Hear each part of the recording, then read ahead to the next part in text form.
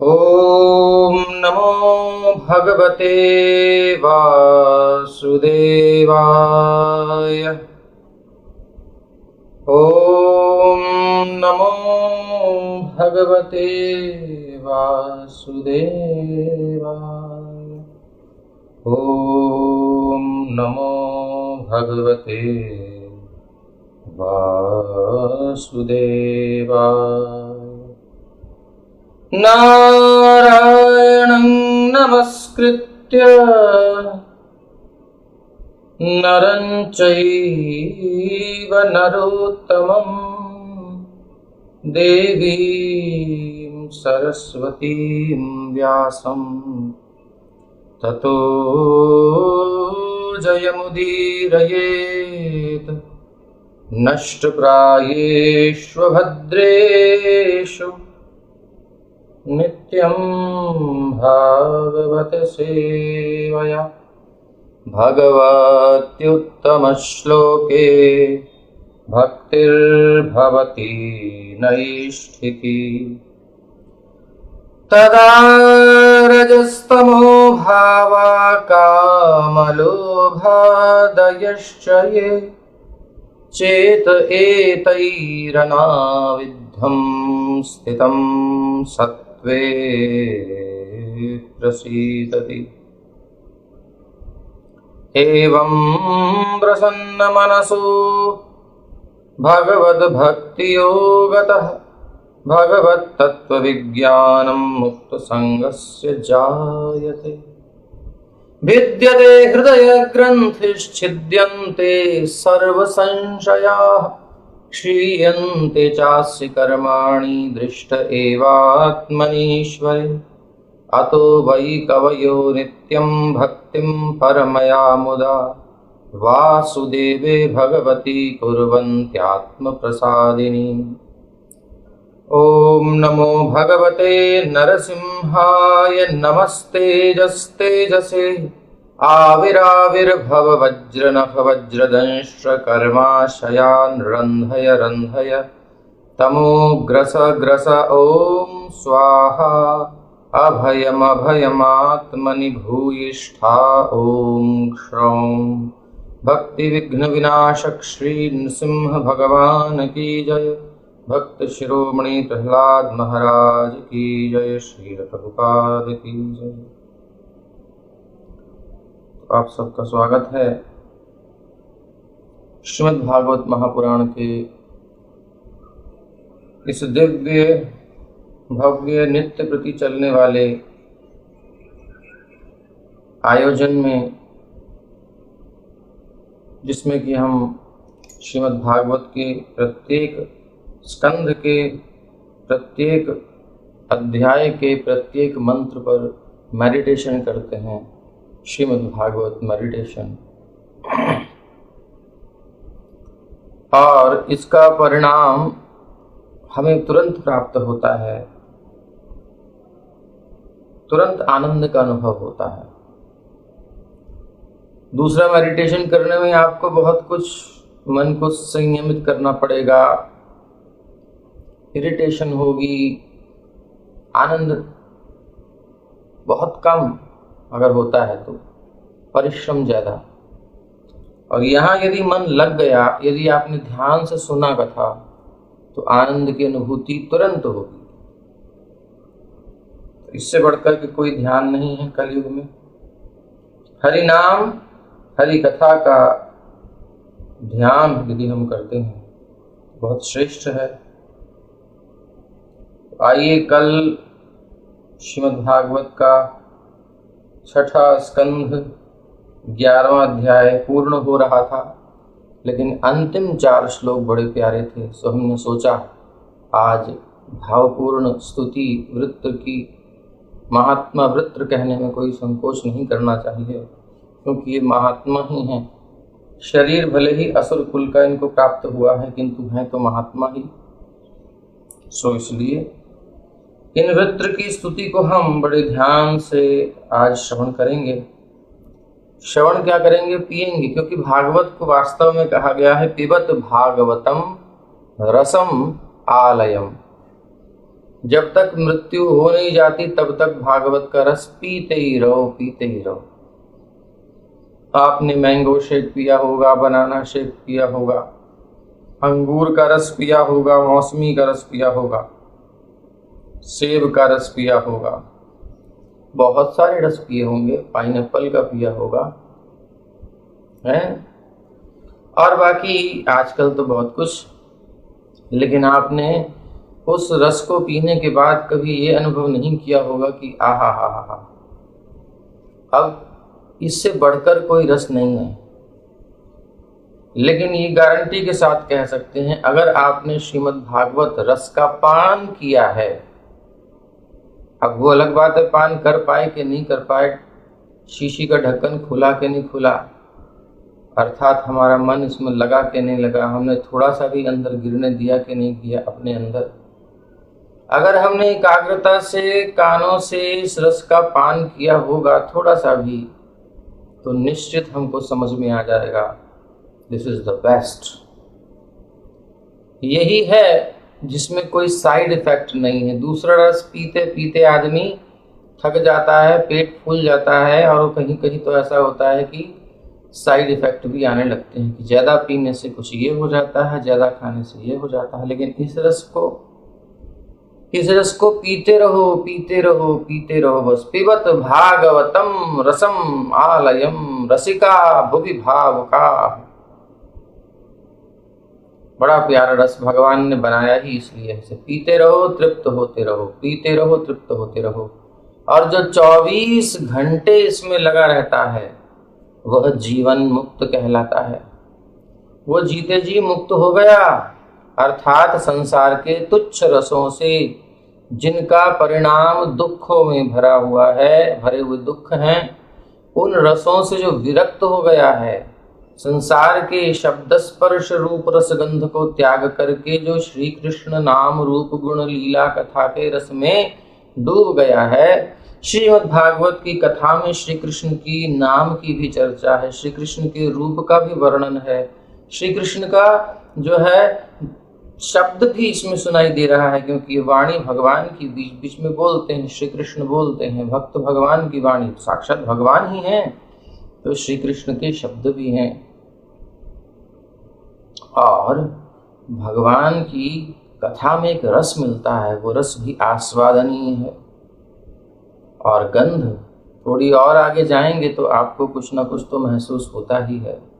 किस प्रकार से जब परिस्थिति का वर्णन किया जाता है, प्रकृति का वर्णन किया जाता है जो श्रीमद् भागवत में बताई गई है, तो मन वहाँ पहुँचता ही है, एक कुछ न कुछ कल्पना हो ही जाती है। और जैसे जैसे हमारा अंतःकरण शुद्ध होता जाएगा, वो कल्पना नहीं रहेगी, हम वास्तव में वहाँ पहुँच जाएंगे। श्री कृष्ण की कथा सुनते सुनते जैसे जैसे हृदय शुद्ध होता है, हमें अनुभव हो जाता है, अनुभव हो जाता है। हम प्रत्यक्ष उस स्थान का अनुभव करते हैं जहाँ श्याम सुंदर वेणु बजा रहे हैं। हम प्रत्यक्ष उस स्थान का अनुभव करते हैं जहाँ नारद जी उपदेश दे रहे हैं। कौन सा वो जगत है, क्या उसका अनुभव है, वहाँ के शब्द स्पर्श रूप रसगंध हम यहीं बैठे बैठे धारण कर सकते हैं। ये है जीवन मुक्ति की अवस्था। फिर संसार के तुच्छ रसों का अनुभव करने की आवश्यकता नहीं रह जाती, क्योंकि जब विशाल सरोवर मिल जाए तो छोटे से गड्ढे से क्या जरूरत है जिसका पता नहीं पानी कब सूख जाए। तो इस प्रकार से भागवत के इस अर्णव में, रसार्णव में, रस के समुद्र में हम गोता लगाएं, यही जीवन का लक्ष्य बना लीजिए। और भागवत सुन करके उसमें ही अपने मन को डुबाइए, और उसके बाद भगवान के नाम का जप करते रहिए, अन्य समय में काम करते हुए। अब देखो, एक बात बहुत जरूरी है ये समझानी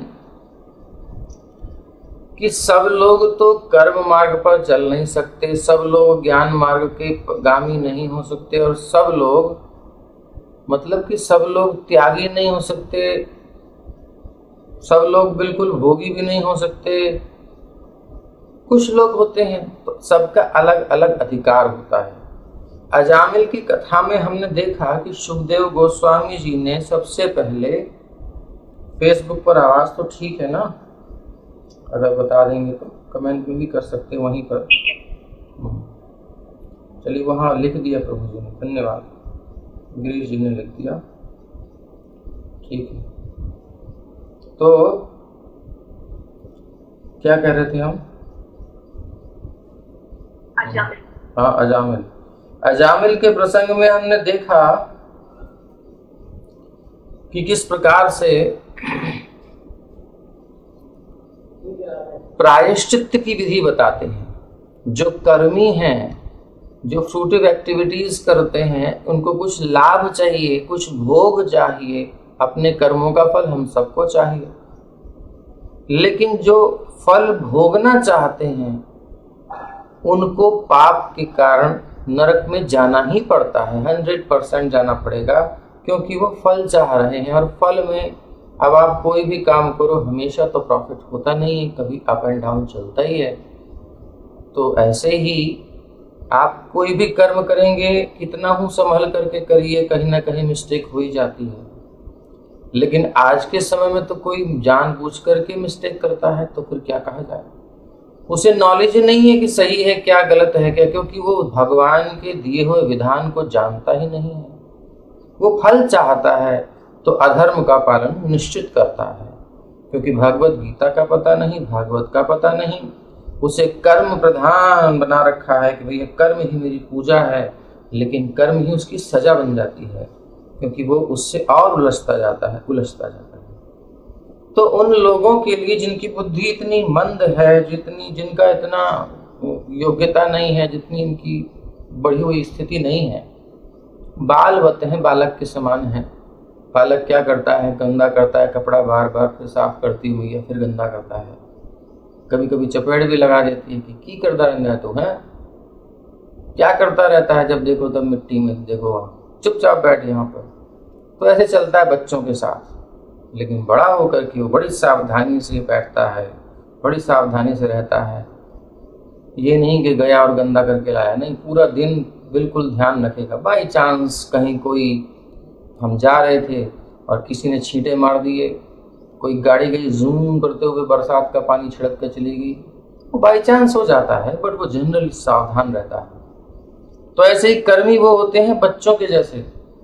उन्हें इतनी अकल नहीं होती है कि क्या सही क्या गलत, वो करे जा रहे हैं, बस उन्हें कर्म करने में मजा है। जैसे बच्चे को खेलने में सुख मिलता है, कुछ भी कर लेगा, कुछ भी पकड़ लेगा, उसे पता ही नहीं क्या सही गलत। तो कर्मी लोग अपने हिसाब से बड़े ध्यान से कर्मकांड करते हैं। और आजकल कलयुग वाले तो वो भी नहीं करते, वो तो करते हैं बस। सो नरक की प्राप्ति होती ही है। ज्ञानी संभल के करता है, कदाचित कोई त्रुटि हो जाए तो फिर ज्ञान के प्रयास से, शुद्धिकरण की प्रक्रिया से वो अपने आप को धोता है। योगी भी ऐसा ही। लेकिन ये प्रोसेस अलग अलग है अधिकारी के अनुसार। तो अब जो है प्रायश्चित्त की विधि पूछी कि भाई नरक में ना जाना पड़े, तो हमने सुना कि पहले तो कहा कि प्रायश्चित्त कर लो, शास्त्र में बताए गए हैं। बड़ा पाप हुआ है बड़ा प्रायश्चित, छोटा प्रायश्चित, निवृत्त हो जाओ और फिर नरक में नहीं जाना पड़ेगा, यही निपटा लो। पकड़े गए तो भैया फाइन दे दो, बच जाओ, नहीं तो जेल में जाना पड़ेगा। लंबा प्रोसेस है। तो इसी प्रकार से विधि है, ये विधि है प्रायश्चित्त की। फिर सुखदेव जी से कहा परीक्षित जी ने, हमने ये भी सुना कि भाई वो आदमी पाप करता है, फिर प्रायश्चित्त करता है, फिर पाप करता है, उसकी पाप करने की इच्छा नहीं जाती। तो ये एक अगली क्लास का प्रश्न है। तो जिनकी बुद्धि यहाँ तक पहुँच रही है उनको फिर कर्म के चक्कर में नहीं पड़ना चाहिए, अर्थात वो अगली क्लास के व्यक्ति हैं। तो शास्त्र ना सब लोगों को लेके चल रहा है। भगवान सबके लिए विधान बनाए हैं। सभी पीएचडी नहीं कर सकते, कुछ प्ले में बैठे हुए हैं जिनको बैठना ही सीखना है। सो ऐसे कर्मी लोग हैं, ज्ञानी लोग हैं और भक्त हैं। तो कर्मियों की स्थिति हमने समझ ली। तो जिनकी इतनी इच्छाएं हैं संसार में कर्म करने की, तो जनरली हम उनसे कहते हैं कोई बात नहीं, आप अपना अपना कार्य करिए। संसार में आपका गृहस्थ है, परिवार है, वो कार्य आप करते रहिए और कुछ अंश भगवान की सेवा में समय का दीजिए। तो सुबह थोड़ा समय दे दीजिए, कुछ नाम जप कर लीजिए, कुछ भगवान की सेवा में धन का दान कीजिए, अच्छे से कमाइए, समय लगाइए। तो कुछ उनकी सुकृति बनेगी, धीरे धीरे बेचारे फिर निकल के आएंगे और कभी उनको ये ज्ञान होगा कि भैया बहुनाम जन्मनाम अंते जा करके कि अरे भक्ति की सुकृति इकट्ठी होती जाएगी, तब समझ में आएगा कि इससे बढ़िया तो कोई प्रोसेस ही नहीं है कि केवल भगवान के नाम जपने से, केवल भगवान की कथा सुनने से इतना सरल है, भगवान के हम प्यारे हो जाते हैं, वो हम पर कृपा करते हैं, इतनी मेहनत भी नहीं करनी पड़ती, सिंपल एक्टिविटीज करनी है, भगवत कृपा से काम बड़ा इजी हो जाता है, पाप नष्ट हो जाता है, इतने बड़े बड़े प्रायश्चित करने की जरूरत नहीं है, केवल हरि नाम हरि कथा से काम हो जाएगा। ये विश्वास के स्तर पर आने में भी टाइम लगता है कि बहुत ऊंची स्थिति होती है, नहीं तो आदमी बड़े भारी भरकम काम कर लेगा, लेकिन उससे कहो हरि नाम जप ले, नहीं बैठ सकता, हरि कथा सुनो, नहीं बैठ सकता। ये बड़ा कठिन होता है समझना और उस पर टिकना, ये बहुत बड़ा काम है, बहुत सरल है। बड़े बड़े पोस्ट पर जो लोग होते हैं जनरली वो ज्यादा मेहनत करते हुए दिखाई नहीं देते कि वो दौड़ रहे हैं, भाग रहे हैं, दौड़ रहे हैं, भाग रहे हैं। वो एक जगह बैठ करके माइंड वर्क करता है, अंदर से सोच समझ करके डिसीजन देते हैं, बड़ा सूक्ष्म, हो गया काम। वो बाकी लोग लगे रहेंगे पूरी सब नीचे, वो बड़ा परिश्रम करते दिखाई देंगे, लेकिन वो अधिकारी अनुभवी है, बहुत जानकार है, उसको ज्ञान है, अनुभव है, तो वो डिसीजन देता है, वो कुछ सॉल्यूशन देता है फटाफट निकाल कर। तो इस प्रकार से भक्त की स्थिति होती है। भगवान कहते हैं योगियों में सर्वश्रेष्ठ भक्ति योगी है, कर्मियों से अधिक श्रेष्ठ योगी है, ज्ञानियों से भी श्रेष्ठ योगी है, और योगियों में भी श्रेष्ठ है भक्ति योगी जो भगवान के आश्रित हो गया है। तो इस प्रोसेस में आने में टाइम लगता है, तो इसलिए ये सबके लिए नहीं है कि वे सब सोचें कि हम छोड़ छाड़ के और बस निकल लें, अपनी घर परिवार को छोड़ दें, इनकी सेवा वेवा छोड़ दें, ये सबके बस की है नहीं। और नकल करेंगे तो टिकेंगे नहीं। क्यों ऐसे होता है? अगर कोई बच्चा साइकिल चलाना सीख रहा है, अब इसको सरल करके समझिए। साइकिल चलाना सीख रहा है, तभी देखा कि सामने तो एक कोई लड़का चला रहा था उससे बड़ा, उसने कहा देख तुझसे तो चल भी नहीं रही, बार बार एक कैंची चला रहा है, बैठता है धड़ाम से गिर जाता है, देख हाथ छोड़ के साइकिल चला रहा हूँ। उसे हाथ छोड़ के चलाता हुआ दिखाई देता है, अरे ये कैसे चला रहा है, एक तो मैं से तो वैसे ही नहीं चल रही, पकड़ कर ही हाथ छोड़ के चला रहा है। तो वो क्या करता है, उसकी नकल करता है, और वो बेचारा भी चलाना नहीं सीखा, वैसे ही गिरता है, और उसने कदाचित उसकी नकल करी तो उसका मुंह जरूर टूटने वाला है, क्योंकि बैलेंस तो उसने सीखा नहीं है, अभी हाथ छोड़ के क्या चलाएगा। तो इसीलिए कर्म कांड में जिनकी रुचि है, जिनकी गृहस्थी में भी रुचि है, जिनकी भोगों में भी रुचि है, उनको एकदम से त्याग नहीं करना चाहिए, क्योंकि धोबी का कुत्ता घर का ना घाट का, ये हालत हो जाएगी। अर्थात कर्म में आसक्ति छूटेगी नहीं, भोगों में आसक्ति छूटी नहीं है, और त्यागी बनेंगे, ज्ञानी बनेंगे, वैरागी बनेंगे, सब कुछ छोड़ करके और चल दिए, तो फिर नई भक्ति 9 दिना, खींचा खाची 10 दिना, उसके बाद बैक टू पेवेलियन। और एक संसार में उपहास अलग होगा कि गए थे महाराज दुबे जी, गए थे चौबे बनने, छब्बे बनने, और चौबे बन के क्या नीचे हो गए, मतलब ऐसा कुछ। चौबे जी गए थे छब्बे बनने, दुबे जी बन के आ गए, मतलब आगे नहीं गए, पीछे हो गए। तो इसलिए किसी की नकल नहीं करनी, अपना अधिकार देखना है। हमारी क्या स्थिति है वो हम सब जानते हैं। जो गृहस्थ जीवन में है वो सरल अपने समय को बचा करके अधिक से अधिक और अपना भगवान का आश्रय लें। लेकिन ये जो चर्चा चल रही है ये तो हाई क्वालिफिकेशन है, तो इसको हमें पता होना चाहिए कि ये स्थिति एक दिन हमें भी प्राप्त करनी है, लेकिन नकल करके नहीं प्राप्त करेंगे, जबरदस्ती कूद के प्राप्त नहीं होगी। वही प्रोसेस है भक्ति का, जितना भी हमसे हो उस भक्ति का आश्रय लेना चाहिए। और यदि कर्म में रुचि है तो कर्म करते हुए अपना उसका कुछ अंश धन का हमें भगवान की सेवा में देना चाहिए। जो भगवत सेवा के कार्य हैं उनमें देना चाहिए। गौ सेवा है, ये भागवत जी की सेवा, प्रचार सेवा है, जैसे जयदेव जी ग्रंथ सेवा करें, कोई और भी करें, उसमें कोई वो नहीं है, नाम वाम की बात नहीं है। तो ऐसे हम कुछ कुछ अंश देते रहेंगे तो हमारी जो है ना रुचि इन संसार के तुच्छ कार्यों से, इंद्रिय भोगों से मन उठ जाएगा, नेचुरली निर्लेप हो जाएगा। फिर हमारा मन आकर्षित नहीं होगा, आसक्त नहीं होगा, फ्री हो जाएगा। जब ये नेचुरली फ्री हो जाए, कुछ काल तक देखना चाहिए, बैक तो नहीं मार रहा, पीछे तो नहीं आ रहा, पता चला वहां गए फिर लौट के आए, संन्यास मार्ग में गए और पहुंच करके फिर वापस में फिर आ गए गृहस्थी में। ऐसा तो नहीं हो जाएगा, तो संसार में बड़ी निंदा होती है। तो ये सब चीज़ें एक प्रैक्टिकल चीज़ें, इनको पता होना चाहिए। हमने कहा आज बता दें, नहीं तो लोग कहेंगे सबको ये इतनी इतनी ऊंची बातें कैसे, क्या जाना है एक दिन, चाहे किसी जन्म में जाना हो, और मन में ये रहना चाहिए, एक आशा रखनी चाहिए, जैसे ये कह रहे हैं वृत्र, ऐसे हमें भी एक दिन होना है। तो कोई बात नहीं, अपने कर्तव्यों का पालन हम करते रहें, भले ही अच्छा ना लगे। देखो संसार में तो दुख है ही और रहेगा ही, इनको रोने से कोई फायदा होने वाला नहीं है। हाँ, डिस्कशन करने से सॉल्यूशन निकाल के इस पर चलो, लेकिन अच्छा सॉल्यूशन यही है कि तां स्थितिक्षस्व भारत, सहना चाहिए जितना हो सके और अपना कर्तव्य करना चाहिए। विपरीत परिस्थितियों में कैसे निकलना है, क्या करना है, ये सब युक्ति लगा करके अपना संसार में कम से कम समय दे करके और अधिक से अधिक आउटपुट दे करके और समय बचा करके भगवत भजन में लगाना चाहिए। पहली स्थिति ये है, और फिर धीरे धीरे अवस्था बढ़ेगी हमारी, कर्तव्य कम करते करते, बच्चों को देते हुए, इधर उधर बांटते हुए, और फिर हमें फ्री हो जाना चाहिए। फिर उस अवस्था में ये एक साधारण प्रोसेस है जो सब पालन कर सकते हैं, सब छोड़ नहीं सकते, इसलिए उस चक्कर में सब ना पड़े, आराम से भजन करते रहें। लेकिन जिनकी क्षमता है, जिनको लग रहा है कि मेरे पास अवसर है, कोई जिम्मेदारी नहीं है, उनको तुरंत छोड़ देना चाहिए।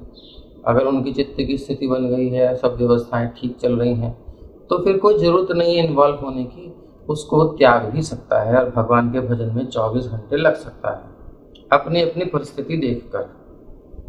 तो सब लोग समझ गए इस बात को जो हम कहना चाह रहे हैं। और मोस्टली यहाँ गृहस्थ ही हैं, कोई ऐसा नहीं है जो ब्रह्मचारी हो और या फिर अभी तैयारी कर रहा हो कि भाई अब हम अभी तो हमारा कहीं इन्वॉल्वमेंट नहीं है और हम निकल सकते हैं। तो इस प्रकार से, लेकिन श्रेष्ठ मार्ग तो विरक्ति का, त्याग का मार्ग ही है, ये तो निश्चित है, इसमें कोई संदेह नहीं है। तो अब ये हमने भूमिका बताई, अब जो प्रार्थना हो रही है किस क्वालिटी की है, तो हम दोहरा तो सकते ही हैं और प्रार्थना कर सकते हैं कि एक दिन ऐसा हो जाए। तो यहाँ पर धन की बात कल हमने सुनी थी कि धन भगवान अपने भक्त को नहीं देते। फिर हमने देखा कि पीछे प्रजापति दक्ष को भगवान, उन्होंने तपस्या करी, भगवान को प्रसन्न किया, और उस समय प्रजापति दक्ष ने भगवान का दर्शन किया और जो वरदान मांगा वो वरदान प्राप्त किया। भगवान ने कहा मैं तुमसे प्रसन्न हूँ। जैसे बच्चे चील मकोड़े बना देते हैं, कोई भी ड्राइंग कर देते हैं टेढ़ा मेढ़ा, तो दिखाते हैं टीचर को या मम्मी पापा को, कोई आता है गेस्ट, देखो देखो मेरी ड्राइंग, अरे वाह बेटा बहुत सुंदर, शाबाश है। हमारी मीशा कहती है लिटिल स्टार्स, बड़े उत्साह से उनको बड़े खूब खुश हो जाते हैं बच्चे। तो इस प्रकार से उनको उत्साह देना चाहिए ताकि आगे बढ़े। बट एक्चुअल में वो कुछ भी नहीं कर रहे हैं अभी, वो रिजल्ट कुछ नहीं है, किसी काम का नहीं है, लेकिन उसके लिए बहुत कुछ है बेचारे के लिए। सो ऐसे ही भगवान जो जिनकी संसार की इच्छाएं हैं, कामनाएं हैं, उनको उनके मन की इच्छा पूरी कर देते हैं और भगवान कहते हैं मैं प्रसन्न हूँ, उनका साथ भी देते हैं। लेकिन अगर सच्चे अर्थों में देखा जाए तो भगवान की परम इच्छा रहती है कि कब ये मैच्योर होगा, कब ये इन संसार के विषयों को त्याग करके केवल मेरी भक्ति में लगेगा। उस दिन की भगवान प्रतीक्षा कर रहे हैं अंदर ही अंदर। इसी प्रकार से समझना चाहिए। तो वहीं अटके नहीं रहना चाहिए, लेकिन जब तक स्वाभाविक मन में वैराग्य नहीं आ रहा, और वो भी पका कर देखना चाहिए कि हाँ पक्का है कि नहीं है, पक्का है कि नहीं है, तब जो है निकलना चाहिए सब त्याग करके, और फिर पीछे मुड़ के नहीं देखना चाहिए। इसलिए ये बात बहुत अच्छे से समझ लेनी चाहिए, क्योंकि कई बार ऐसी समस्याएं आती हैं, कई बार ऐसे प्रश्न करते हैं लोग, छोड़ दें हम क्या करें, क्योंकि उनको सुनाई यही देता है भागवत में सब जगह वैराग्य वैराग्य है। तो भैया वो स्थिति स्वाभाविक जिस दिन हो जाए और हम समर्थ हो जाएं और समाज में कोई उत्पात ना हो, उस परिस्थिति में हम कर सकते हैं। जनरली माताएं ऐसा कर सकती हैं कि अगर उनकी ऐसी अवस्था हो रही है तो वो घर में ही एक रूम ले और अपना घर में एक रूम अलग कर दें, बच्चों को सबको आशीर्वाद दें, प्रेम से बोलें, उनकी डांट झिड़क जो भी कुछ है, अपने अपने संस्कार हैं, ठीक है, उसको सहो, कोई टेंशन नहीं, जाना ही है। अब तो उनसे मेरा कोई रिलेशन तो है नहीं, कर्तव्य कर दिए पूरे। तो अब अगर अच्छे बच्चे हैं तो बहुत अच्छी बात, खराब है तो भी कोई बात नहीं, और मन नहीं लगेगा। और अपना एकांत में 2 रोटी की व्यवस्था करके, 2 जोड़ी कपड़े रह करके, अपना अपने ऊपर डिपेंड रह के अधिक से अधिक हरिनाम जप करना चाहिए। किसी को डिस्टर्बेंस मत करो, और उनको डिस्टर्ब नहीं करोगे वो आपको नहीं करेंगे, उनकी मौज उन्हें करने दो। अगर वो भक्त नहीं है तो आप उनको व्यवस्था दे करके एकांत रूम में बैठिए अधिक से अधिक, और बाकी थोड़ा बहुत उनकी जो भी बन सकती है हेल्प कर दीजिए। मिलनसार थोड़ा बहुत मिलते रहिए घर में, कोई प्रॉब्लम नहीं। एक व्यवहारिक चीज़ें अपने आप देखनी चाहिए अपनी परिस्थिति के अनुसार, ये सब बताने की चीज़ें नहीं होती, लेकिन इससे थोड़ा बहुत मोटा मोटा एक आइडिया लग जाएगा। और अच्छे बच्चे हैं, अच्छे परिवार है तो फिर ठीक है, फिर तो आप अपना, बच्चे कहेंगे मामा अब आप जाओ, अब आप मायापुर में रहो, वृंदावन में रहो, आपको एक रूम दे देते हैं, वहाँ पर ले करके चाहे परचेस करके एक अपार्टमेंट देते हैं, या फिर एक रूम किराए पे, जैसे भी व्यवस्था देते हैं। या फिर आप जाया करो महीने में 1-2 महीने रह के आ जाओ, 10 दिन यहाँ रहे, 20 दिन वहाँ रहे, 10 दिन यहाँ रहे, 30 दिन वहाँ रहे, ऐसे व्यवस्था दे देंगे तो बच्चे अच्छे हैं। जैसी परिस्थिति हो फिर अधिक से अधिक टाइम हमें फिर बाद में निकालने का प्रयास करना चाहिए। माताएं के लिए ये व्यवस्था है, और पति देव हैं साथ में तो कोई टेंशन ही नहीं है। तो ऐसे कुछ ना कुछ करना चाहिए। तो ये जो बातें हैं ना, भगवान हर एक के साथ उसकी स्थिति के अनुसार बर्ताव करते हैं। भगवान कोई बच्चे नहीं है छोटे से कि वो सबके साथ एक ही काम करेंगे, नहीं, बहुत सेंसिटिव है। हर एक की मन की स्थिति जानते हैं कि वो कितने पानी में है, कितना झेल सकता है, उतना ही देते हैं, उतनी परिस्थितियां उसको देते हैं। सो इसलिए निश्चिंत रहिए भगवान से कहते हुए। लेकिन एक बात है कि हमें भी जो वृत्र की स्थिति है, ऐसी स्थिति हमें भी कब प्राप्त होगी, ये कामना करने में कोई दोष नहीं है। तो वृत्र जो है, हम समाधाय मनो यथा, ये 21, 22, 23, 24 श्लोक में हम कल जो सुने थे, थोड़ा एक बार इसको देख लें। अहम समाधाय मनो यथा, इसको हम थोड़ा श्रीधर स्वामी से टीका ले रहे हैं। वृत्र के सामने परिस्थिति है कि इंद्र युद्ध करने के लिए देवसेना सामने खड़ी हुई है। ये देवसेना बाहुबली की देवसेना नहीं है, ये देवताओं की सेना है। तो ननाद वृष्ठम, तो यहाँ पर क्या कह रहे हैं, हननेन मम पीड़ा, ये भी नहीं, हाँ ये हननेन मम पीड़ा स्यादित्यपि मां संशयिष्ठा इत्याह। इंद्र से कहते हैं, इंद्र अपना अस्त्र वज्र चला।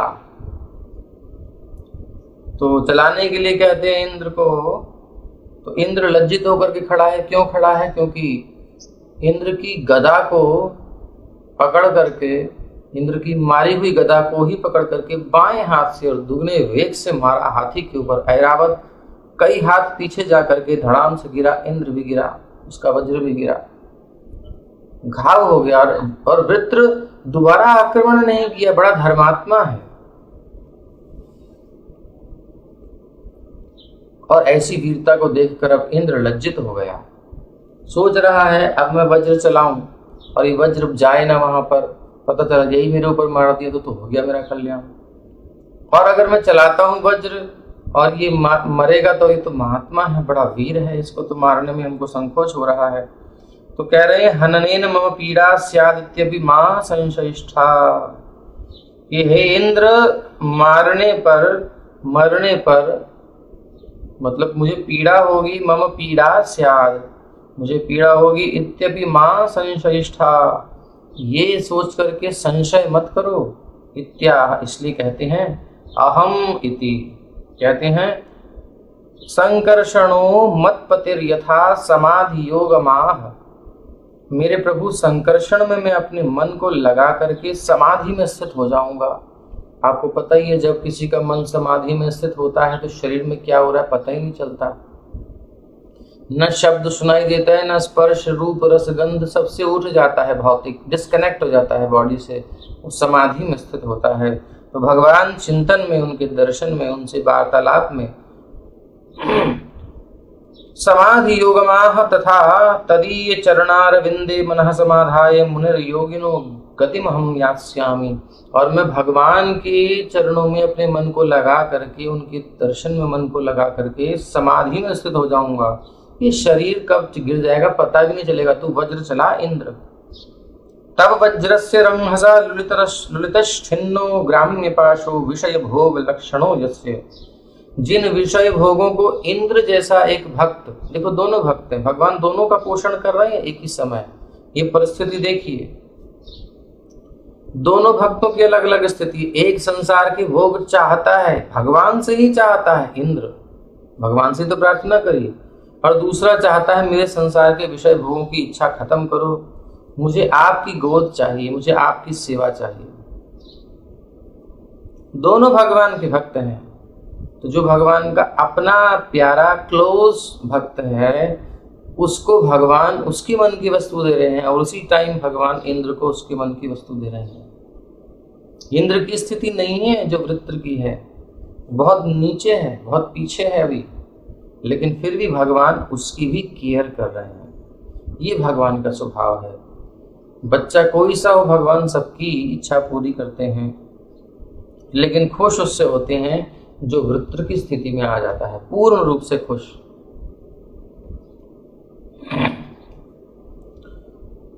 तो मां संशयिष्ठा अपविद्ध लोकस्य तक्त देह।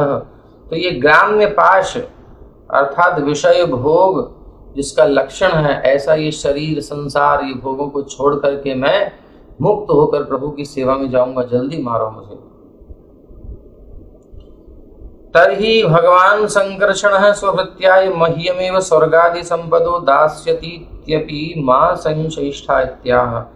फिर वो मनी मन कहते हैं, अरे इंद्र तुम क्या सोच रहे हो कि मैं भगवान की प्रार्थना करूंगा और भगवान मुझ पर कृपा करके, क्योंकि मैं इंद्र को पता ही है मुझसे आगे हैं, तो भगवान मेरी प्रार्थना मान करके वृत्र कहते हैं कि स्वर्ग आदि की संपत्ति मुझे दे देंगे। तो इंद्र को लगा कि यार इसको मारूंगा तो फिर गड़बड़ हो जाएगी, चक्कर में पड़ गया इंद्र। तो फिर कहते हैं अरे ये मत सोचना, कहीं तुम ऐसा तो नहीं सोच रहे।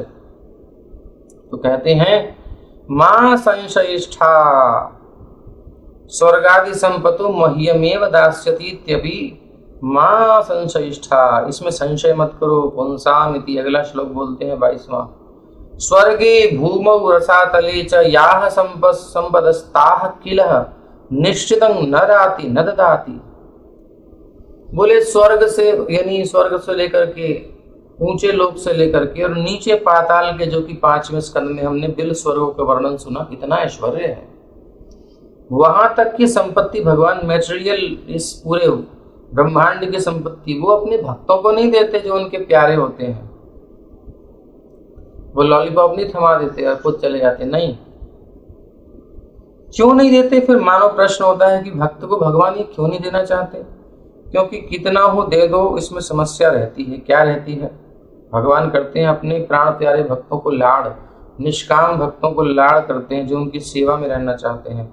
इसलिए वो जो अल्पज्ञ हैं, अभी अबोध हैं, बालक के समान, जिनको कुछ पता नहीं सही गलत का, वो कुछ भी मांगते रहते हैं भगवान से, उनके जैसे इनको नहीं देते। क्यों नहीं देते? क्योंकि तत्र हेतुः यद्याभ्यो द्वेषादयो भवन्ति। इसमें क्या है कि द्वेष आदि दोष हैं, ये कल हमने सुने। इसलिए भगवान अपने उन निज भक्तों को नहीं देते और जनरल भक्तों को देते रहते हैं, कोई समस्या नहीं है। इसलिए डरना मत। जो यहाँ पर संसार की इच्छा रखते हैं उनको मिलेगा, लेकिन भक्तों को ये नहीं देते भगवान, क्योंकि इसमें बहुत समस्याएं हैं। धन कमाने में समस्या, धन को खर्च करने में समस्या, उसको मेंटेन करने में, बढ़ाने में, कहीं कुछ इधर उधर खर्ची हो जाए, कहीं कोई लॉस हो जाए तो कष्ट भी होता है उसमें। और अड़ोस पड़ोस के परिवार के लोग ही जलने लगते हैं, अपनी फैमिली के लोग ईर्ष्या करते हैं, क्लोज बिल्कुल रिलेशंस में समस्या हो जाती है। जिसके स्केल ज़्यादा है, मेरा स्केल कम है, यहाँ तक कि आजकल तो पति पत्नी में भी कंपटीशन होता है, तुम क्या कमाते हो, मेरी सैलरी से चलता है, ऐसे सब होता रहता है संसार में। अलग अलग परिस्थितियां हैं, जहाँ धन है वहाँ ये समस्याएं रहेंगी। खर्च करने में भी आदमी सोचता है।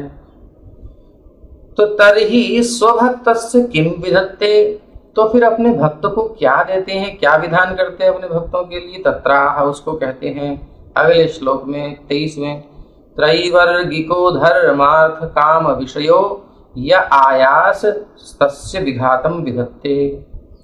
तो ऐसे जो प्राण प्यारे भक्त हैं भगवान के, पूर्व संस्कारवश किसी ऐसे कार्य से वो भगवान की भक्ति को छोड़कर इस संसार को भोगना भी चाहते हैं, तो भगवान उनके प्रयास को निष्फल कर देते हैं। क्योंकि उन्हें पता है एक्चुअल में ये मुझे ही चाहता है, लेकिन परिस्थिति वश या किसी संस्कार वश ये लग रहा है धन कमाने में, स्त्री भोगने में, विषय व्यापार संसार में, तो भगवान उसके प्रयास को निष्फल कर देते हैं, पूरा ही नहीं होने देते। क्योंकि वो उस स्थिति तक उठ चुका है, वो जान चुका है, लेकिन वो संस्कार वश कर रहा है, किसी मजबूरी वश कर रहा है, तो भगवान उसको सफल नहीं होने देते। हाँ, ये सबके लिए नहीं है, ये ध्यान रखिएगा।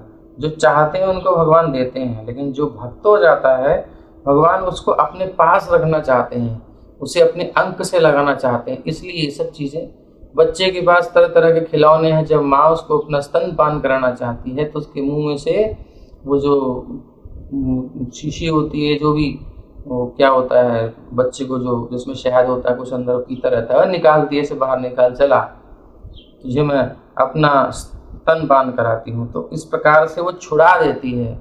इसी प्रकार से भगवान अपने जो निज भक्त हैं, जिनको अपना निज रस पिलाना चाहते हैं, अब वो रस शांत दास सख्य वात्सल्य माधुर्य रस, अब अलग अलग स्तर हैं, उसके अनुसार अपना सोच सकते हैं। तो उन भक्तों को भगवान ये सब संसार के रस से वंचित कर देते हैं, बोले कहाँ इनमें पड़े हो, छोड़ो आ जाओ। तो इसलिए तस्य विघातम विधत्ते, उसको असफल कर देते हैं, विघात कर देते हैं। तत् आयासो परमादनुमेयो न त्वैश्वर्यादिना, क्योंकि इसमें बहुत प्रयास है, परिश्रम है और सुख नाम का होता है, और वो भी दुख देने वाला अंत में है। संसार का ऐश्वर्य ऐसा ही है, इसको भी देख लो, कमाने में कितना परिश्रम, ये सब जो धन की संसार के ऐश्वर्य को मेंटेन करने में, फैमिली मेंटेन में, बच्चों को, ये तो सब दुनिया में कितना टेंशन है, भक्त को नहीं देते भगवान। अतः सम्यक भगवत प्रसादा भावात् तव संपदो, इसी प्रकार से भगवान का पूर्ण कृपा तुम पर नहीं है, तुम पर तो अल्प कृपा है। भगवान ऊपर से मुस्कुरा रहे हैं मगर अंदर से खुश नहीं है, ये कह रहे हैं, मानो चिढ़ा रहे हो इंद्र को। वृत्र कह रहे हैं अतः सम्यक भगवत प्रसादा भावात्, सम्यक रूप से भगवान की प्रसन्नता का अभाव है। तब संपदो भविष्यन्ति, जो तुम्हारी संपदा होगी ना, यही मतलब है कि तुमको संपत्ति दे रहे हैं स्वर्ग आदि मुझे मरवा करके, लेकिन वास्तव में तुम पर कृपा नहीं है, मुझ पर कृपा है। अभी बाहर से देखने में उल्टा लग रहा है, लेकिन अंदर काम उल्टा चल रहा है। प्रेम की गति ऐसी ही होती है। फिर आगे कहते हैं एवं इंद्राय स्वाभिप्रायम निवेद्य भगवंतम प्रार्थयते, इस प्रकार से इंद्र को अपनी बात कहकर, अपनी बात समझाकर, निवेद्य भगवंतम प्रार्थयते अहम इति, अब जो है भगवान से वो रूबरू होते हैं, सम्मुख होते हैं, उनसे गुफ्तगू करते हैं, उनसे अपने दिल की बात करते हैं, उनसे प्रार्थना करते हैं। इंद्र को कह दिया तू टेंशन मत ले, मुझे कुछ नहीं देंगे, तुझे ही देंगे, अब तू मार और चिंता मत कर, दर्द भी नहीं होगा, क्योंकि मैं समाधि में पहुंचने वाला हूँ, भगवान का दर्शन करूंगा, समाधि में उनसे बातचीत करूंगा, पता नहीं चलेगा शरीर कहाँ गया, तू मार। उसको तो निवृत्त कर दिया, निश्चिंत कर दिया। अब इन्होंने अपना मन भगवान की तरफ लगाया, मन ही मन भगवान का दर्शन करते हैं। एवं इंद्राय स्वाभिप्रायम निवेद्य भगवंतम प्रार्थयते अहम इति, ये जो 4 श्लोक आज हम ले रहे हैं, अब ये भगवान से चर्चा कर रहे हैं, इंद्र से चर्चा कल करी। क्या कहते हैं कि अहम इति तव पादावेव एकम मूलम आश्रयो येषाम। तो पहले श्लोक बोल ले, अहम हरे तव पादैकमूलो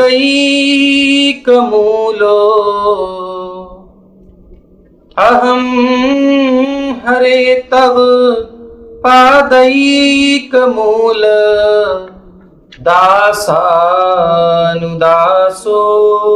भवितास्मि भूयः मनः स्मरेता सुपतेर्गुणांस्ते गृणीत वाक् कर्म करोतु कायः। अब ये पुरुषार्थ है ना, धर्म अर्थ काम मोक्ष, तो ये चारों पुरुषार्थ इन चारों श्लोकों में भक्त के क्या होते हैं ये बताए गए हैं। एक कर्मी के संसारी व्यक्ति के जो पुरुषार्थ हैं वो हम सब जानते हैं, धर्म कर्म करना, कर्म कांड कुछ करते रहना, और पंडित जी कराते ही रहते हैं, ठीक है, वो सबके लिए ये नहीं कि छोड़ दो, वो उन लोगों के लिए है जिनकी उनमें रुचि है, करते रहिए। उसका फल ये है कि एक दिन आपकी रुचि भगवान की कथा में हो जाएगी और कभी ना कभी वैराग्य होगा उन कर्मों से, समझ में आएगा कि क्या है संसार, तब आप भगवत कथा के रसिक बन सकते हैं। और अगर वो भी करते रहो, साथ में कथा भी सुनते रहो, भक्ति का आचरण, थोड़ा बहुत नाम जप भी करते रहो, थोड़ा भगवान की सेवा में डोनेशन भी देते रहो, जो धन कमाने में समय लगा रहे हैं, समय तो दे नहीं सकते ज़्यादा, तो ये कुछ कुछ सेवा भगवान की जब करते हैं तो उससे पुण्य संचित होता है और हृदय शुद्ध होता है, और तब हमें समझ में आ जाती है रियल स्थिति, इसमें आनंद मिलने लगता है। जितना जितना हमको इसमें सेटिस्फैक्शन होता है उतना उतना हम वो चीज़ें छोड़ते जाते हैं, फिर नेचुरल वो चीज़ अपने आप हो जाती है जो यहाँ हो रही है। तो नकल नहीं करनी, जबरदस्ती नहीं करनी, बस भक्ति को पकड़ के रखना है, भक्ति की क्रियाओं को छोड़ना नहीं। कैसी उपस्थिति हो, जो संकल्प किया है 2-4 माला का करते रहो, थोड़ा बहुत जो भी भगवान की सेवा में निकल जाए वो अच्छा है, और बीच बीच में शरीर से भी कुछ सेवा करनी चाहिए, तो कभी कोई भक्तों का भी संग कर लेना चाहिए, तो थोड़ा बहुत करने से वो होता रहेगा। और जिनको समझ में आ गया है वो तो उसमें तुल जाए, उतर जाए बिल्कुल। तो कह रहे हैं अहम हरे तब पादैक मूल, तो क्या मतलब है, तब पादावेव एकम मूलम आश्रयो येषाम, यानी कि आपके चरण कमल ही एकमात्र मूल यानी आश्रय हैं जिनके। तब पादैक मूल, पाद आपके चरण कमल, एकमात्र आपके चरण कमल ही मूलम आश्रय, मूल अर्थात जो आश्रय हैं, ये शाम यानी जिन भक्तों के, तेषाम उन भक्तों का, आपका दास नहीं बनने की इच्छा है, प्रभु से प्रार्थना करते हैं, उनको स्फुरित होते हैं ठाकुर जी ध्यान में, समाधि में, भक्त को तो दर्शन होते रहते हैं, भगवान तो हमारे साथ ही हैं, लेकिन हमारा फोकस उन पर नहीं है, हमारा संसार के विषय भोगों में फोकस है, सो वही दिखते रहते हैं, हमारे नयन मटक्के होते रहते हैं संसार में, मन लगा रहता है, फुर्सत ही नहीं है। तो लेकिन जिनका मन समाधिस्थ हो जाता है, जो इंद्रिय व्यापारों को बंद करके कुछ काल कम से कम भगवान से बात करते हैं, यानी हरिनाम जपते हैं, हरे कृष्ण कृष्ण कृष्ण हरे हरे, हरे राम राम राम हरे हरे, तो उनको भगवान का अनुभव होता है। तो तब पादावेव एकम मूलम आश्रयो येषाम तेषां दासानाम अनुदासो भूय भवितास्मि भविष्यामि भवेयम। तो ऐसे भक्त जिनको केवल आपका आश्रय है, जिनको केवल आपके चरण कमलों की सेवा में ही रुचि है, विषय भोगों में रुचि बची ही नहीं है, ऐसे जो येषाम तेषाम उन दासों के, आपके जो दास हैं, और उन दासों के भी जो दास हैं, दासा नाम अनुदासो, यानी दास के दास के दास के दास का दास बनना चाहता हूँ। बिल्कुल पीछे पिछले जन्म में भगवान के डायरेक्ट भक्त बने थे, सो उसका परिणाम देख लिया। अभी क्या है कि थोड़ा पीछे भगवान के सेवकों के सेवकों के सेवकों के सेवक बनकर रहने में फायदा है।